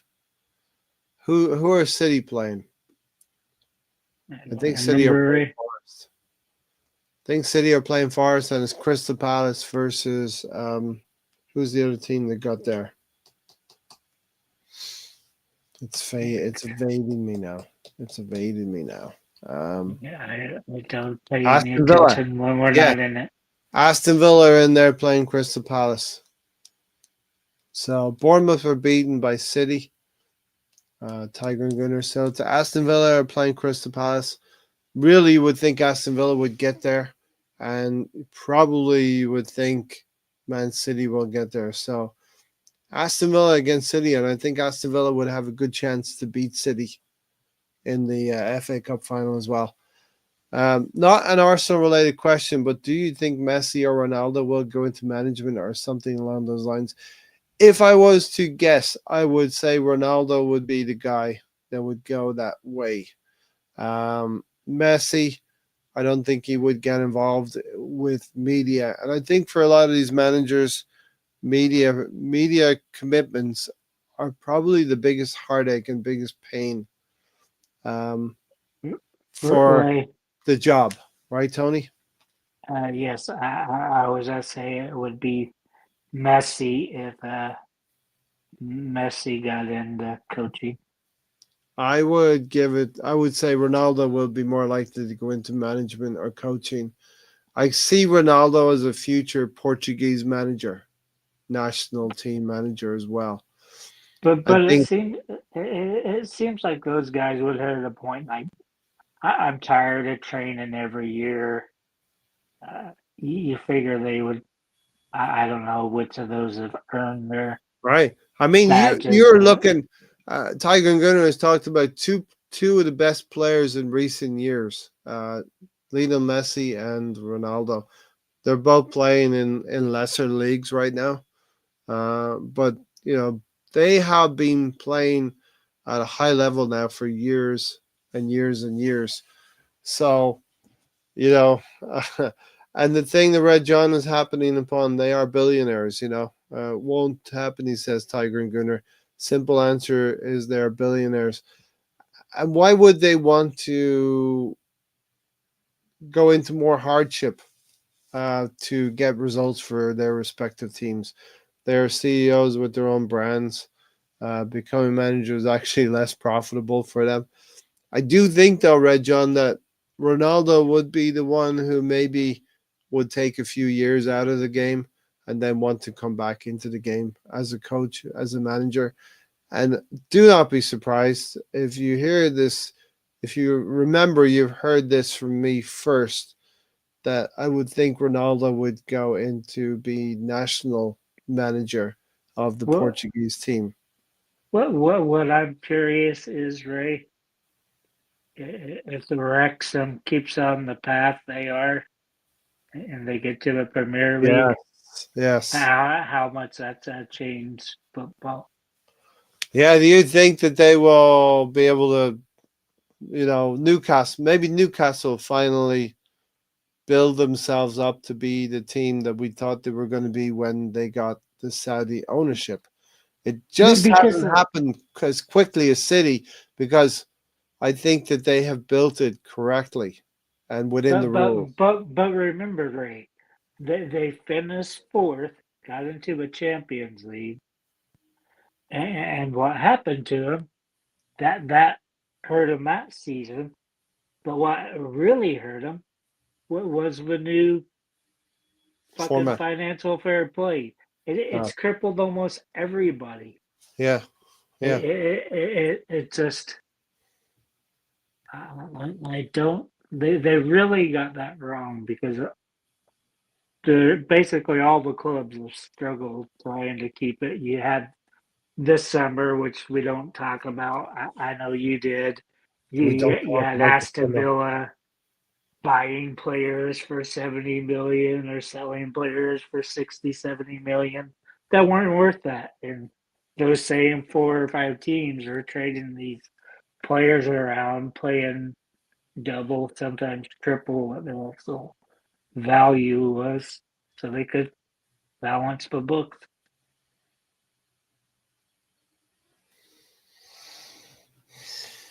Yeah. Um, But we always worry about what Man City does and seem to forget what I'm gonna everybody worry else in about the world. Man City because in Huh. my view they have played outside of the rules of the game and they will have to be handed down their punishment.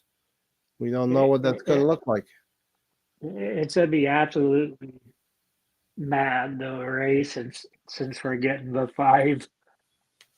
It's not gonna five. be proportional.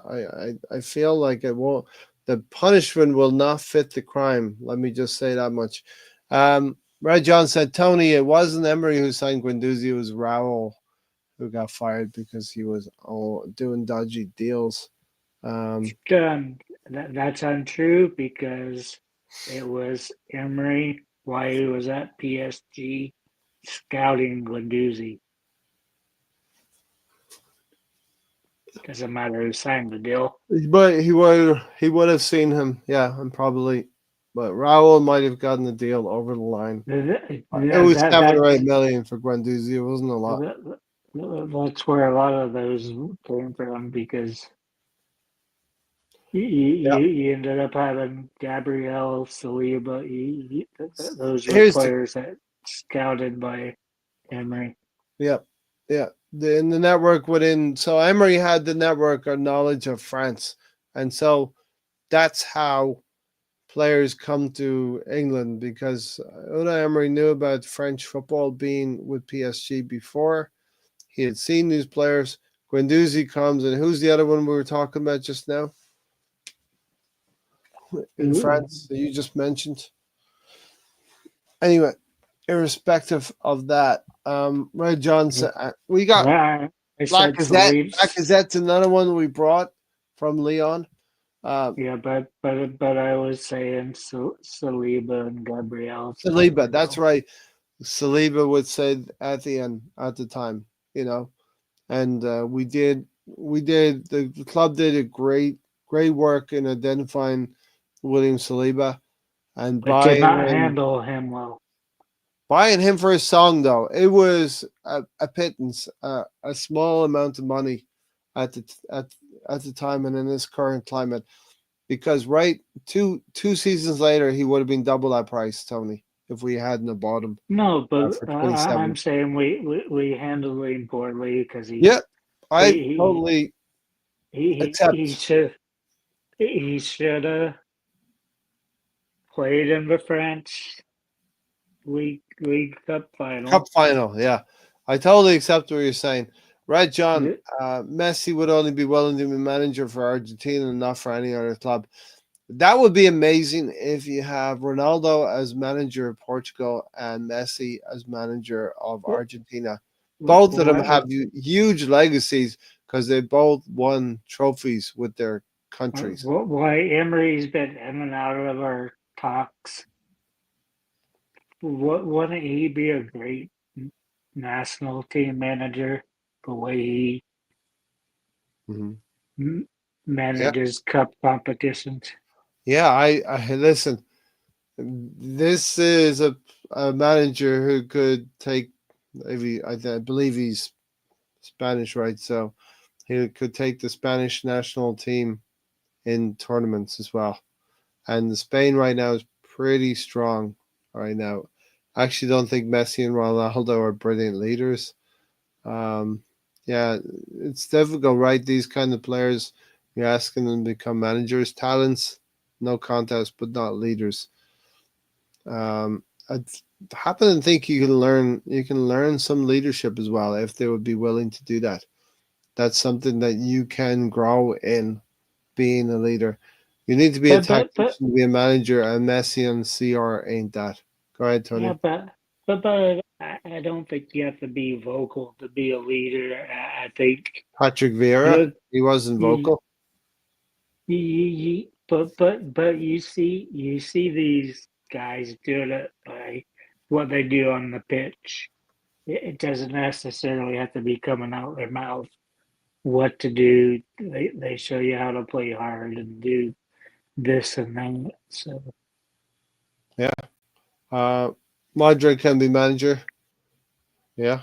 Uh, it's going to be interesting. It's always interesting to see what former players go down that road. Uh, we can have Ronaldo go back to Manchester,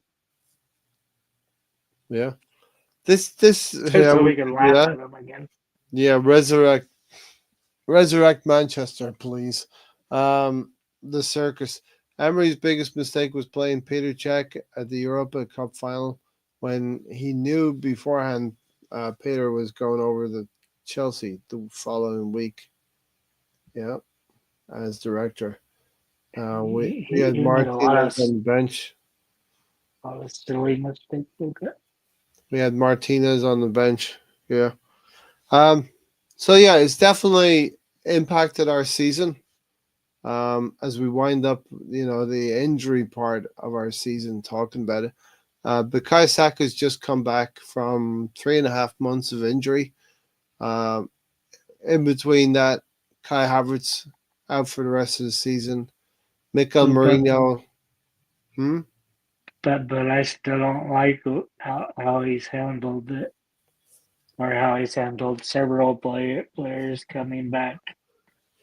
Echo. Because you used to have this set thing. First, no contact training. Second thing, contact training. Third thing, you go to under 21s. Fourth thing, minute restrictions. You play. You might you come in. Usually, what it was, you came on the final 30 minutes. The next time, you either started 45 minutes or played 60 minutes. Then you end up where you're playing 70 minutes, Yeah. 75 minutes every game. But you skip that with Arteta doesn't do that. Well, I mean you gotta had spread it out more. but to me you had Granit Xhaka that skipped all of them straight back into the team. Then he skipped the no contact training, didn't play with under 21s, wasn't under limited minutes, just went straight back out. And all that's a gamble that's blown up in our faces year. And that's why I picked Arsenal to finish third. I had no idea the rest of the league would be so shit. But Yeah. I, Um. I, I mean, who thought that City would be as bad as they are. Who would think that you have all-time worst for United and I guess I'll say Man U. I know people get mad when I say United because there's more than one United. When you talking about But, Paul but Pot, well, he's one of them. But you just the yeah, yeah. Spurs. I mean, Uh, those teams you just didn't. Did, t- did, don't you think it's a surprise that the rest of the league after the top really three years so rest of the poor? league, what? So don't you think it's a surprise how bad minus the top three teams the league is? Mm, I mm, think there's been I think that the actual top five teams. Listen, Man City have had a horrendous time as well. I'm not unhappy to see them struggle this season. But they I've still get actually, Champions League. I've actually So enjoyed that, but there's that's what's terrible. as bad as they've been, they'll be in the top five in the league and top five now with the coefficient. There will be five entrants. There will be five entrants, and We so don't deserve it. they don't deserve it. You're right, I'm exactly. saying we, Um, as the Premier League, do not deserve five. well, no, there should be some more spread around representation. Xavi, Red John says Xavi is close thing to Messi in terms of personality. We saw how his time at Barcelona turned out. He resigned only to be rehired and sacked. Tiger and Gunner said Leno should have played the Europa final. Yeah, there was something sus about the whole Czech thing at the time. If Gary Neville can be manager, anyone can. And Red John says, "Why is it we always start off? Why is it we always start off the season well, but wither towards the end of the season? Moreno is the only player I've seen thriving in the second half of the season. Our squad is too small, and a lot of the minutes have been concentrated. Minutes. Yeah, a lot of the minutes have been concentrated Put directly put put towards put a few players. pushing pushing that 3,800 to You want to 4,400 see that? minute. You want to see the RPMs around 3,000, right? Yeah. Revs per minute or revs per match total. Um, Revs per season, right? revs per season. Gabriel Saliba also don't look as good as the earlier part of the seasons. Yeah, I think we've been dogged a little bit by the regulations, the new directives from the Premier League, the referees, um, being harsh with Arsenal when it comes to throwing a ball away, when it comes to delaying the game, when it But comes but but to we but we are delaying the game, right? yeah, And with my entire time at Arsenal, last season and the season before, I had never seen so many illegal throw-ins. And a lot of that was white. And one thing we haven't mentioned today, we used to preach about it, is the burden on the players because you got all these cups now that the international that they just keep coming up with. I mean, you don't need 2 Euro competitions. and don't forget to mention the new directive that's coming in next season as well, where they're gonna clamp down on wasting time for kickoffs goalkeepers. It's weird, like those, like I remember that from like FIFA 2005, FIFA 2006. If you didn't kick it pretty quick with your keeper, you would get a foul there for that. And I've seen some that's actually kicked back to the keeper, which should have been.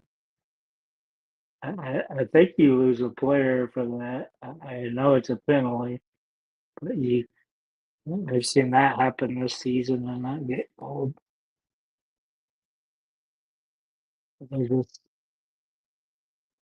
a lot of burden on these players, and like I said, Arteta doesn't seem to care because Saka's back from the World Cup, but he's only been back for 2 weeks, and he played to the semifinals. Then he's back in there on Boxing Day. Who's that? I said Saka. He was in there to the semifinals or quarterfinal, whatever fucking England reached. Yeah, yeah. I mean, it's been a long season for some of these players, and I hate to say it, but the international tournaments have hurt Arsenal with the players that we have at the crux of the England team. Declan Rice and Bukayo Saka being the main one. Ray, tell me why you need two European competitions. You got the Euros, and you got the Euros Part B. That's still Yeah, the fucking Euros. Is that the league? The what do you call that? The League of Nations, which is they've tried to make friendly games be somewhat competitive, and I think that's No, ridiculous. not the League of Nations. It's basically part of what they use now for qualification into a World Cup for the European teams. Is it? I can't remember what it's called, but it exists.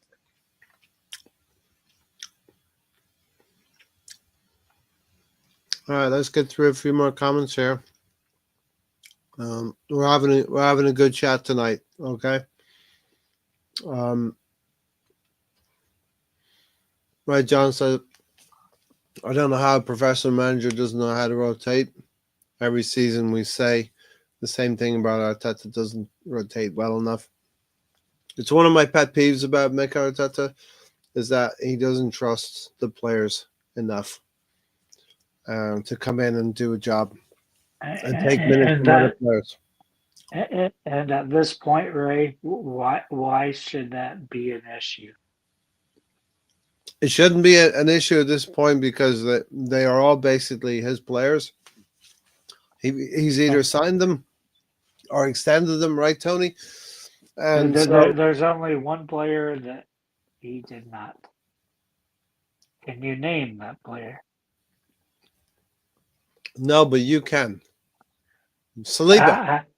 Nope. I sent you the photo of him. Ah, You remember the photo of him with the skill and the sword? who? Saka? Yeah, we The both king. fucking Scottish player, The Tierney. king. Tierney. Dumbass. Yeah, Tiger and Gunner said that'll be interesting with the goalkeepers as a player.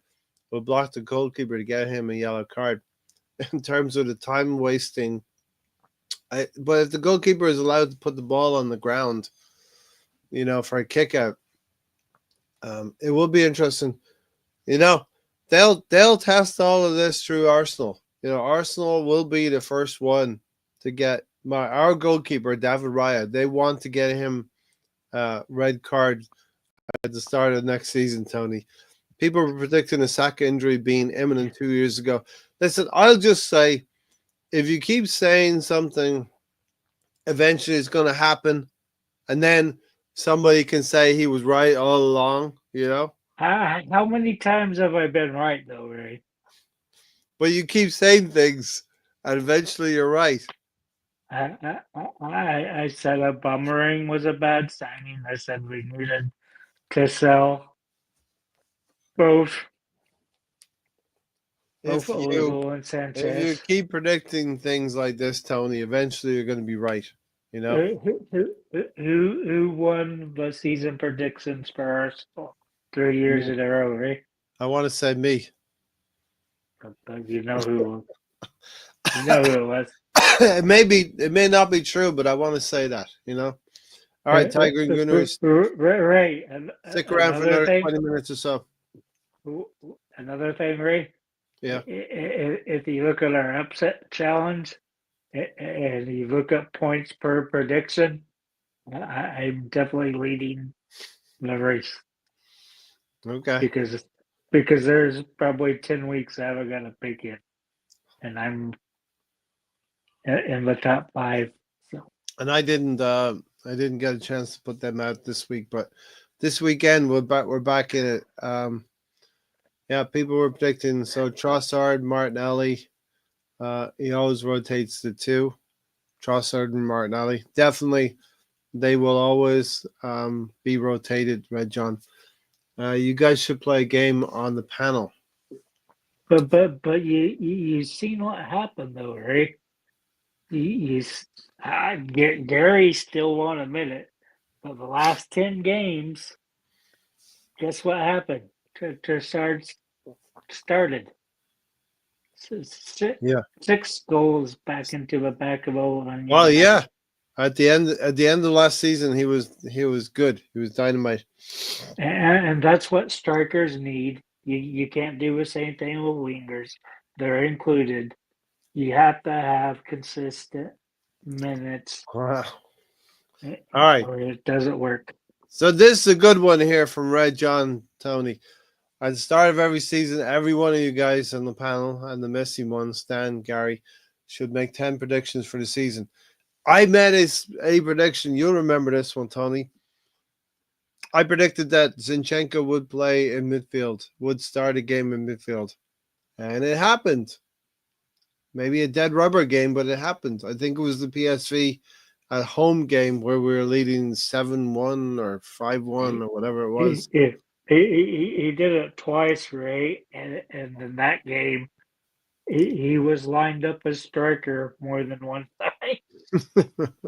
Then I at the mean, end, he you was review he, everyone's predictions. So yeah, we've done certain things like that, but that's a nice addition there, Red John. We should do that. It's hard to come up with 10 things, 10 predictions for a season. yeah. I mean, But if Tony picks 10, he'll be having 9 of the Arsenal players injured. Wouldn't you, Tony? Yeah, I think you would actually. You know what I no, mean? well, I go bold, like I said. Lacazette without score a bummer. Injuries, You signing you the Premier League you table. you Yeah. thought I was absolutely nuts when I said that, right? I got laughed at. I got laughed at when I said the back three would work. Then we won a FA Cup. Ah, That was Alonso. no, that was Tony. I kept saying back three. No, Alonso was Alonso just laughing. Alonso was laughing at you. Alonso always wants me for a back three. He always puts you Me- down for the back three. Meanwhile, I think I know why he's not here right now, right? He's I think he's arranging the cucumbers in the no, vegetable section. every Thursday he's tracking down Karen Gibbs, like all his satellite feeds and stuff coming in. It's like Twister, the Twister who chases a tornado, but I'll never forget. Alonso's in the back of a truck with a sophisticated radar system tracking down Kieran Gibbs in He, Miami somewhere. yeah, he just he literally drives to Florida to get the oranges just so he can be closer Yeah. to Kieran. It doesn't have to be Arsenal related. It could be about Dude, the whole Premier League game. This is good idea, Red John. I might adopt this. Like managers that get sacked in productions, I'll be honest. Closest thing I've won to a trophy this season is watching Ramsdale get relegated to where he belongs. Yeah, listen, Ramsdale, he was pretty good behind the Arsenal defense, but when you don't have a defense, it looks a little bit different as a goalkeeper, Tony, yeah, for Ramsdale. but his stats were still terrible as an Arsenal player. Even though we were winning, his stats were one of the worst in the league, and that's why we started looking for a new keeper. And one thing we didn't mention about the game, Leno looks. He still looks like not that bad of a goalkeeper. Bernd Leno. Yeah. Come on now. I think that's a stretch. We know although Emmy Martinez is not a nice person, he was a good goalkeeper. Yeah, but Ray is the only one that's a better shot stopper than Leno. Yeah. David Raya better than Emmy Martinez? Yep. You could be right. With the The, best the, defense the, in him, Ramsey. the, I mean, all those coaches didn't be wrong, Ray, for not playing him for 8 years.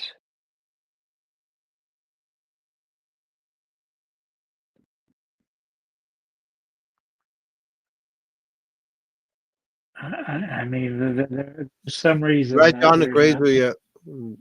Oh, no, he isn't. Raya is not above Martinez.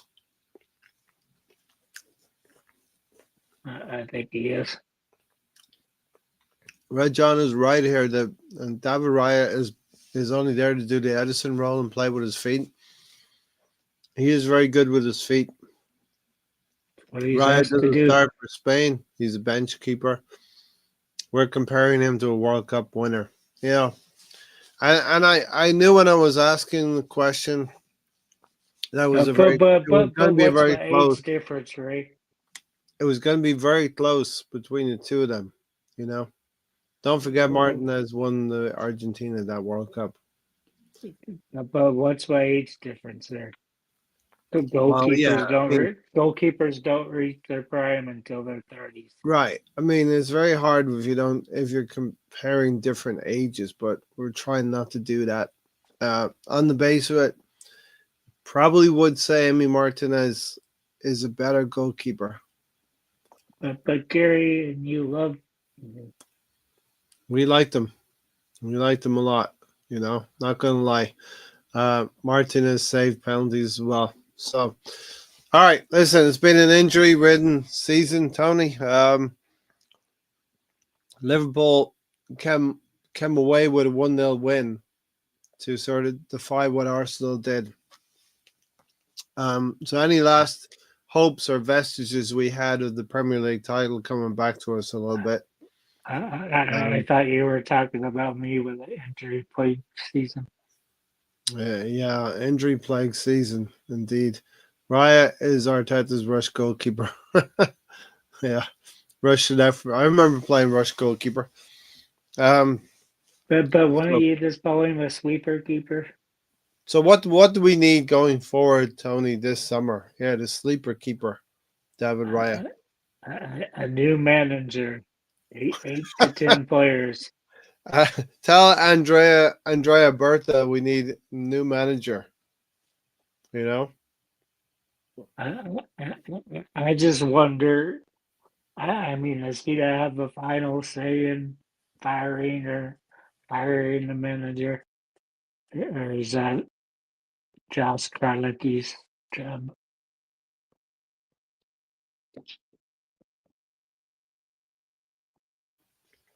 Stop putting food in your mouth. You can answer my It would question, come right? down it would come down to Josh Kroenke. Inexperienced Edu is gone now. No excuses. We're going to talk about Andrea Berta coming in. This is a good appointment. The sporting director. Well, I still want to know what happened behind the scenes and all this stuff. Well, why a dude put his pink slip in to basically start the season? He was ambitious to go and work with Nottingham Forest. Now that is a project that is going places with an owner who is going to spend money as well. Red John said he's not happy with the transfer window. I want Arteta out before the season kicks off. I listen. I think it's wasted energy if you are actively feeling bad because Mikel Arteta is your manager for next season, the club are not going to act on anything. The Arsenal club do not act in haste in any situation, right, John? So just have to accept that Mikel Arteta is probably going to be your manager at the start of next season. And it's still funny they didn't put in the bid for gummy bears, but now they're considering the 72 million to get Bruno in.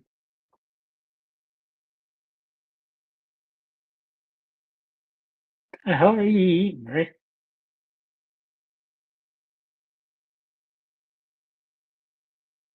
What am I eating?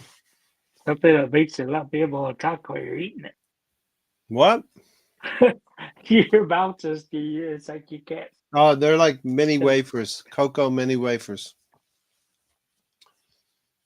They're not the Cheetos that I usually have, Tony. But Yeah, because they there went you go. back up in price. Actually, the price went down a little bit on these Cheetos. Yeah, Right, John? but I went to Walmart and they're back to like 4.29. But Lay's potato Yeah, chips went to I think I got 2.50. three. The Cheetos were $3.99. If the club has not showed enough ambition, then he shouldn't have signed the new 5-year deal. Listen, I do wonder about the ambition of Mikel Arteta if we don't go and buy a striker. We have to buy a striker this summer. Now, let's talk about Victor Gyökeres, right? So we talked about Isak before. In the past, we talked about Osimhen. Osimhen's a possibility, could come for a cheaper price. Sesko's a possibility, could come from the Bundesliga for a cheaper price. Do we agree, Tony? Isak's probably going to stay at Newcastle. Probably, I think Isaac was the one though that he's the one last year I think that had the most goals that none of them were penalties. If I'm remembering correctly. Most goals, what? The most goals with none of them being penalties. Some of Yeah, them had more, non-penalty but goals, right? Non-penalty goals. yep, he had like 22, I believe. Yeah, listen, can't wait to taste those favorite Twiglets. Tiger England is getting ready in a few weeks. Isak is too expensive. Yeah, unfortunately, I think Newcastle have snagged their striker. Newcastle have Bruno Gummy Bears as their midfielder, and those two may remain Newcastle players. You know, we're going to talk about Gyökeres. Plays pretty much 40 plus games a year. Gyökeres has experience in the English Championship at Coventry City. Scores a lot as well. Higher ceiling than Isak. 26 years old, I think, Tony. Is Gyökeres. Victor Gyökeres. I really don't know that much about him. That's fine. I can. He's come from the championship where he almost got Coventry promoted with a lot of goals. I'm going to check in and see how many goals that he did score for them. Um, I think they may have went to a playoff final and didn't win the game. And then he's obviously gone to where we've heard about him, right? He's gone to Sporting Lisbon and obviously scored a lot of goals. So in the 22-23 season, he scored 21 goals in the championship in 49 games, and he's assisted 12 times. So he was very prolific in that season. And since then, he's gone to Sporting and scored close to 30 goals each of the last 2 seasons. Listen, we know it's the Portuguese league, and we know probably the standard is lower, but It, he's still scoring a lot of goals, Tony. You know, it's the ousted Spanish Farmers League. the ousted Spanish what? Farmers League. Farmers League. Yeah. Um, when he was with Coventry, they finished in fifth place in that I, season. I, If I wish we could do one thing, right? I say I would give three qualities to everybody, but one thing I would do every signing's a Premier League player. Mhm, And what we finally need to do, Ray, mhm. we finally need to raid the cupboards of those relegation teams Yeah, yeah. because we've had the chance before and have passed. Like there's a player or two at Southampton that could be taken. There is players in the lower parts of the league. Red John said criticism I have of Onyekers is that his stats could be inflated. Darwin Nunes bagged 27 goals in that league the season before he joined Liverpool. But I would just say to you then, Red John, if you take the Portuguese stuff away and cut that away out of the picture, Darwin Nunes has come to Liverpool and just not cut the mustard. But Gyökeres was in a much tougher league in the EFL with Coventry and almost got them promoted. So I think that Gyökeres has been almost like an Ivan Toney in waiting before he blew up with Brentford. Gyökeres could have gotten to the Premier League with Coventry, Tony. Can I make a case for myself, Ray? Huh? Can I make a case for myself? Make a case for yourself to play for Arsenal as striker. No, my case for signing Premier League proven players. Right. Um, since you fucked me on Selhurst Park, if you took this short little journey across London and you went there, there's at least two players you would sign, correct? Where? Crystal Palace. Yeah, definitely. At least I would take John JP Mateta and I would take Eze. Those are the two players I take now. Maybe even Eddie and Kedia. And you would look elsewhere. A free agent, Jonathan David. It'd be Eddie and Kedia be calling us, Tony. Sign, Okay. call my agent. Uh, Um, Jokers is closer to Holland than Isaac Isak in terms of physicality and play style. Agree with that. Isak is more agile, more like Mbappe, more like Henri as well. You know. I, uh, I just think we need speed in the team. We lack it. Mm-hmm. And where we do have it, we're kind of putting the brakes on The fact he can put in the same output every season despite being probably man-marked like Haaland, since Bagsmans are usually unmarked, is skill. The fact that he can put in the same output every season, yeah, output and availability every season despite being probably man-marked like Haaland, since Bagmans are usually man-marked, is skill. Yeah, and we've seen him score in space, running onto the ball in space. He's got the physicality.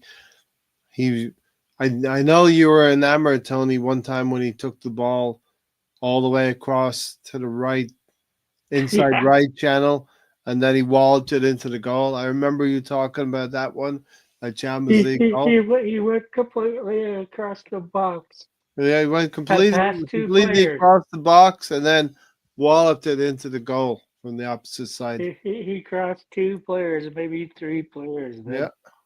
Then got it. I mean, I know you were tickled about that one for sure. I remember you saying that one. So Well, yeah. well, So that's Tony, what do you that's know? what Ray. That's the one that got me to say, maybe I would choose him Maybe you would because, choose him. You know, a lot of because it's going to come down to let's get a striker and let's take yep, a Ray, striker into this Arsenal team into the Premier Ray, League. Ray, you forgot the S. Strikers. I'll start with one, and one that is cost effective. Like Isak could be 150 million. He'll get you 30 goals a season. What about Joker is 65 million. He'll get you Yeah, 20 goals a season. I think yeah, we'd but be okay with. I think we'd be so okay with. but what happens if one of them are hurt, right? Then you have no strikers to call upon. Yeah, yeah. Yeah. I don't know, Tony, but I'm excited about Andrea Berta. You know. Yeah, I'm just used to Arsenal having 4 to 5 strikers. Like I said, Yeah. we had Um. And Nicholas Lord do you Bentner. know, do you know what I think as well? We talked about Unai Emery being in France and uncovering Saliba, uncovering Guendouzi. If we bring in Andrea Berta, he's likely to look in Spain for players. So that could be a Zubamendi, that could be a Nico Williams. Would you take a Nico Williams? I told you I would because it was And buyouts for 49 million. right. So Nick Andrea Berta could be the type of profile of a sporting director that would be able to get the Spanish But contingent bumped up but at but, Arsenal. but Nico Williams, supposedly, Zubamendi, and Gyökeres. You know, but but but supposedly about a month ago, maybe 6 to 8 weeks ago now, it came out that we were to target high high value targets from other academies that were just starting with 18, 19 years old, where they yeah, could yeah. legally sign their first contract. Um, Red John said, "Lucky Zubamendi, Uh, Spanish." uh, right? Hmm. You remember we did that before, right? What's that? The season where fucking we signed 7 people from different academies, and none of those guys panned out. None of it worked out, huh? Red John said, "Lucky Zubamendi, Spanish." LOL. So Nicola Berta can talk to him. I'm excited about Berta. Tiger and said, Nico Williams is a good signing. I think he wouldn't start over Rafinha, so he might be willing to come to us. Yeah, and look, these players have to. Did, Jokers did, has to did, look at Arsenal and say, "I can score the goals that Arsenal need." And we played them last season in Champions League, Tony. but Nico doesn't have much to say because if you buy him out, Yeah, trigger that yeah, clause, right? yeah, I mean, it's not like the players that say, fuck it, I'm not going. Yeah, yeah, Uh, for sure. um, uh, Exciting and, times. and the money goes to the Spanish, whatever, FA, to the Spanish Yeah. authorities, Arteta Spanish speaks policemen. Italian. Uh, He speaks Catalonian because he wants to have his own and country. he speaks a few languages. He speaks Italian too. So, He Tony, Catalonian, right? you He, excited for the Real Madrid game coming up, Tony? So we have Everton. Oh, we have a what, 7:30 kickoff what, at Goodison Park. wouldn't that be weird, Ray? You have you have Portugal, you have Catalonia, then you have Spain.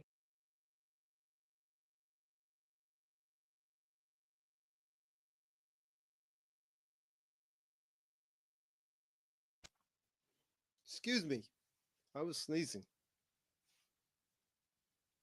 me so much you like made my microphone or I put it on speaker mic. volume On go mute. down. The mic was on mute, Tony. Okay. I know, but when you came back, my volume was lowered. Um, listen. Would you guys be interested in Anthony Gordon? Yes, I think Anthony Gordon is a quality player. I would like to take him for sure. Uh, we have a tough game at Goodison Park. It's the Everton game, and Kevin Campbell, rest in peace. As Tiger and Gunnar said here, it's going to be a game that's poignant. I think there will be a campaign for both sets of supporters to give Super Kev 1 minute applause in the ninth minute because he wore the number 9 for both teams. So it's such a shame that Kevin Campbell is no longer with us, too young, and his son scored last week in the championship, I believe, Tyrese Campbell. So he's making a name for himself as a striker as well. Wouldn't that be a great story if Tyrese could, move forward in the game and be part of the Premier League as well?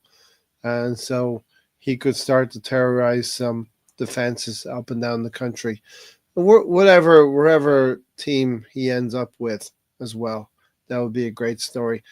Very very sad indeed, Tiger and Gunnar, that Kevin Campbell, such a stalwart amongst the fans, such a stalwart in the game, uh, a kind of guy who would always make time for other people and even time for other podcasts and be invited and join in the fan experience. He was a player he was a lucky player who got to experience playing for the Arsenal, lived out his dream, and also got to be part and close to the supporters as well in that only that unique way that Kevin Campbell could do it. You know what I mean? The way he walked as a former player, a professional footballer, and hung out with the fans at watering holes before the game. So sadly miss Kevin Campbell. Uh, Nottingham Forest. So many clubs that he played for. I know he played for, I think, Trabzonspor, Nottingham Forest, definitely Arsenal, definitely Everton, and I think West Brom, a few other teams like that. And a testament to the guy because wherever he went and whatever team he played for, those supporters speak fondly of him. He gave everything he had. Um, he gave everything he had to the teams that he played for. So in the 9 minute, let's all think about Kevin Campbell. The first game, the early morning game on Saturday. It's a game at Everton. Unfortunately, we have to maybe release any thoughts about the Premier League being slipping away from Liverpool. So I actually feel it'll be a game we might actually draw that game, Tony, because the players' minds will be on that Real Madrid game next weekend, next midweek. So we'll be back. We'll be back on Sunday, and we'll be back. We're going to be here for a couple more minutes, but we'll be back on Sunday. We'll be back next Thursday, because the game against Real Madrid will be on Tuesday, Tony, and I for one will want to see that game. So I'd like to take a little time out of work and come and see that game live because that is the kind of game that Tony and I have been looking forward to as we've yearned for this Champions League format to be part of Arsenal. Right, Tony? We Yep. we we deserve this kind of game. Do you remember what Tony thought of Thursdays? Fuck Thursdays. Yes. Yes. It was so I picked Thursdays because I think it was a good time to talk about the midweek games and also preview the Premier League games coming up. But Thursday had a bad taste in our mouth because it was Europa League and we were being laughed at by the top 4 teams in the league because we were always in that Europa League conversation. Yes, rest in peace, Rocky. Rocky Rocastle anniversary was this week as well, 24 years ago. And Kansas City likes my name. Uh, he liked the name Tiger Gunner, indeed. But listen, Kevin Campbell, such a great guy. Such a pity he's not with us anymore. You know, statistically, the chance of us winning the Premier League from here is probably still higher than the odds for Leicester in that 2015 season. Yeah, just saying, Red Bull or Red Bull, hear me, Red John. Um, Red Bull I, John. Red Bull John. I don't think he would object to that, right? Um, Red John, Bud, whereabouts? Yeah, whereabouts you sit? Oh, you, both of you in Australia. That's cool. That's cool. And you know what? A part of me that like to do this as well. So people in UK, Tony, would be like, "Why are you having the show so late in so like 1 a.m., 2 a.m. in England right now?" The reason why we did this is maybe to reach. I know we're a small podcast. We're not going to reach very very many people, but we did have an Australian called Pistol who used to um, be on the show a few years back, and they were from Australia. So now we've got a few Australians here. Nice one, and yeah. So it's great. It's great to have it. Have you guys? We can go watch Aussie rules football. Yeah, we're gonna watch. Right. We've been watching. I've been watching a little bit. Last I watched a little bit of it last weekend. Um, the one I can't remember the names of the teams, but the one team was winning by always leading by 3 or 4 goals. I think it was Essendon. Maybe they were winning or losing, but I'm not Yeah. sure. They It's had just crazy to me when both teams are over 100 points. yeah. Listen, and look, I'm gonna hark out to another person that we lost in Ireland, a great manager, a great coach of Irish Gaelic football, and he was a manager of my home county of Kildare. His name was Mick O'Dwyer, and I don't know, maybe Aussie rules football people will know about Irish Gaelic football because there was back in the day there was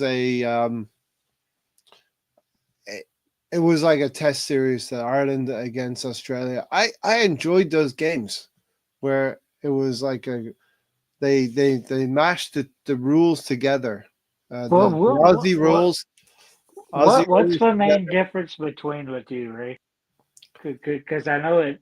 I know Aussie rules is So the main difference based off of so Irish.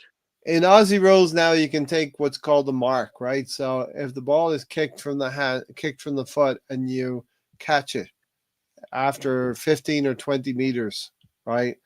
You have The to referee bounce. will allow a mark. It's basically a free kick. The player has earned themselves a free kick in a better position. So that's kind of the main difference. But Do you have to bounce the ball every so often? yeah, And so the biggest difference between Aussie rules and Gaelic football is the actual shape of the ball. Aussie rules has more of an American style football, which is oval, right? Or rugby style ball, which is more oblong, yeah, right? An oval. yeah. Gaelic football has an actual like a soccer ball. It's round. You know what I mean? So every few steps, you have to either bounce the ball or solo it to yourself as a Gaelic footballer. Um, there is goalkeepers for Gaelic football. There's actual goalkeepers in the net, so it's like a soccer goals. But imagine the upright. You got two uprights going straight up as well. It's like a H. Yeah. You got a goalkeeper, so you can kick the ball over the bar, Tony. You're able to kick the ball over the bar for a point. If you score against goalkeeper, if you score a goal, you get 3 points. Now, for Aussie rules, as you know, I think there's four upright pylons, the 4 upright posts. Yep. Yep. If you get the center one, you get 6 points, right? You get through the Yep. center one, you get 6 points. If you're either side and still between one of the two on the side, you get 1 point, right? And there's no Yep. goalkeepers, but there is something like 50 players on the field. It's massive and it's crazy, right? What I always remember of it because it shows them up in their I'll just say booth, but you'll see like six coaches like scattering throughout the name so they can make this huge substitution of like Yeah, 10 to yeah, 15 players at a time. It's just like, yeah. So listen, and what you have, you because Aussie Rules is a fully professional game. In recent years, you've had Gaelic footballers from Ireland going out there, male and female, going out there and playing the game, and earning a living as a professional, because a lot of the skill sets from Gaelic football translates to Aussie rules but football as but well. but I think where the Aussie rules guys get more money is going to the NFL and becoming a punter because they're Yeah, because so even there's a ton of them in college. It's like, oh, it's he's a Aussie rules guy. It's like, yeah. no, Who's the guy? My Latta. I think my Latta is the guy from the. So I like the Eagles. I like the Philadelphia Eagles. They won the Super Bowl this year. Um, so, and it just happens to be that Anne Hathaway likes the Philadelphia Eagles, and she likes Arsenal as well. So that's definitely Anne Hathaway is pretty cool. I recently read that an AFL player, after the club scouted him in Australia to join the Philadelphia Eagles, and he somehow won the Super Bowl. Yeah, Jordan Mailata is the guy's name. Um, Imagine playing a different sport your entire life and still end up winning the highest honor in another sport. Yeah.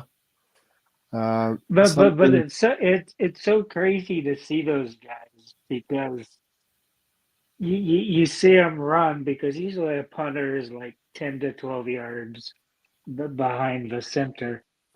Yeah. And then you see them run within like 2 to 3 yards of the line where the ball was snapped from. But if you watch enough Aussie rules LA Rams. football, you know how those guys can kick the ball 70 to 80 yards on a needle, exactly where they want to Yeah. go. Yeah. And I still don't know how those fuckers do it Yeah. It's crazy. because It's crazy. they're more accurate than quarterbacks are, and you're actually throwing the ball, which would be Mm. easier, but they're kicking it on a needle, which is just crazy to me. So I think we'll get out of here. It's just sorry we have the Aussie rules take over. No, I mean, I think it's a good crossover at the end of the podcast to actually, come and discuss that stuff. You know what I mean? So I think it's good. Listen, I think we'll get out of here. I'm going to drop the link in there. Hopefully, Tiger and Gunnar can grab that link and come on in backstage, talk to us, and talk through a few things we've been trying to get in contact with for a little while. So, listen, we'll leave it there. Tony, thanks for joining tonight. Any words of wisdom before you go? Sign players. Sign players. Okay. No. Yeah. Like I said, Andrea Berta sign players to be exact, right? yeah, and you Yeah. just make the most of every day because you Right. never know. Might wake up, have a heart attack in the shower. You don't know. Yeah. I mean, All right. look Say how many, something nice about Gary before you go. but just look at how many people we've lost that were watching this show that we assume are Yeah. not with us anymore. Yeah. Which includes, Good. I have a feeling that includes my here. I just haven't heard from him in over a year. So maybe 18 And months. So, I and even includes my Mr. here. and Mr. Denham. Yeah, Um, Steve Denham. Yeah. I, That was I I I like Gary's excitement when he watches wrestling. He's like a 5-year-old. so you're saying Gary might actually start to enjoy wrestling. Yes, because Jerry will watch along. Does he giggle? Does he giggle like a young child? Yes. I don't think I could ever get that excited about it myself. It's just they're just grown men in tights and tight clothing, and they're wrestling around on the ground, Tony. So, I so, mean, so, so, sometimes you're stylish and you wear a brief and you look like fucking. yeah. All right, listen. I I will say something nice about Gary. Gary's whenever he can, he always does join us. You know, and he wants the best for Arsenal as well. Gary and I have had when Arsenal have not been playing well, we've had disagreements over certain things. When you're not playing well, you're not winning games, you tend to disagree more than when you are winning things. I, So but I thought you were gonna say Gary's punctual. Gary and I have good conversations. Gary would like to tell you he's punctual, right? But uh, yeah, but we're saying some nice things, right, Tony? Uh, Nice he thing. exercises. He exercises in the morning, so he tries to do the right things. Listen, we'll stay back here. We're gonna be here backstage. Tiger, I'm gonna grab that link, drop in, and until then, Tony, say goodbye. Good night, Tony. Good night, Tony. Good night. Gary, Bye. Gary, Gary, have fun on your bike seat. All right. And thanks to Australia for choosing us tonight and tuning in. We always appreciate you guys out there. And all of you on the rewind while you're eating your cornflakes, your Weetabix, your porridge, your muesli, or At your least nails. you, at least you have viewers, right? Yes, we do. Uh, yeah, More you to know what? favor than me. You want to plug it? I mean, if you want to hang out with Tony and Russ sometimes, Tony does have Dropkick Murphy, what are you, Dropkick Missiles, Missile drop kick. Missile Dropkick. That's Check it that's out. If like you tough want to stuff. hang out with Tony and just talk shit or say hello to him, all right. When I press the link, yeah, okay, do it now. Anytime now. You won't be brought in on screen. You're in the back. You're in the green room and backstage. So click it now. All right. Green M&M's ordering. All right, Tony. Thanks everybody. Take care. We're out of here. Toodaloo. Toodaloo.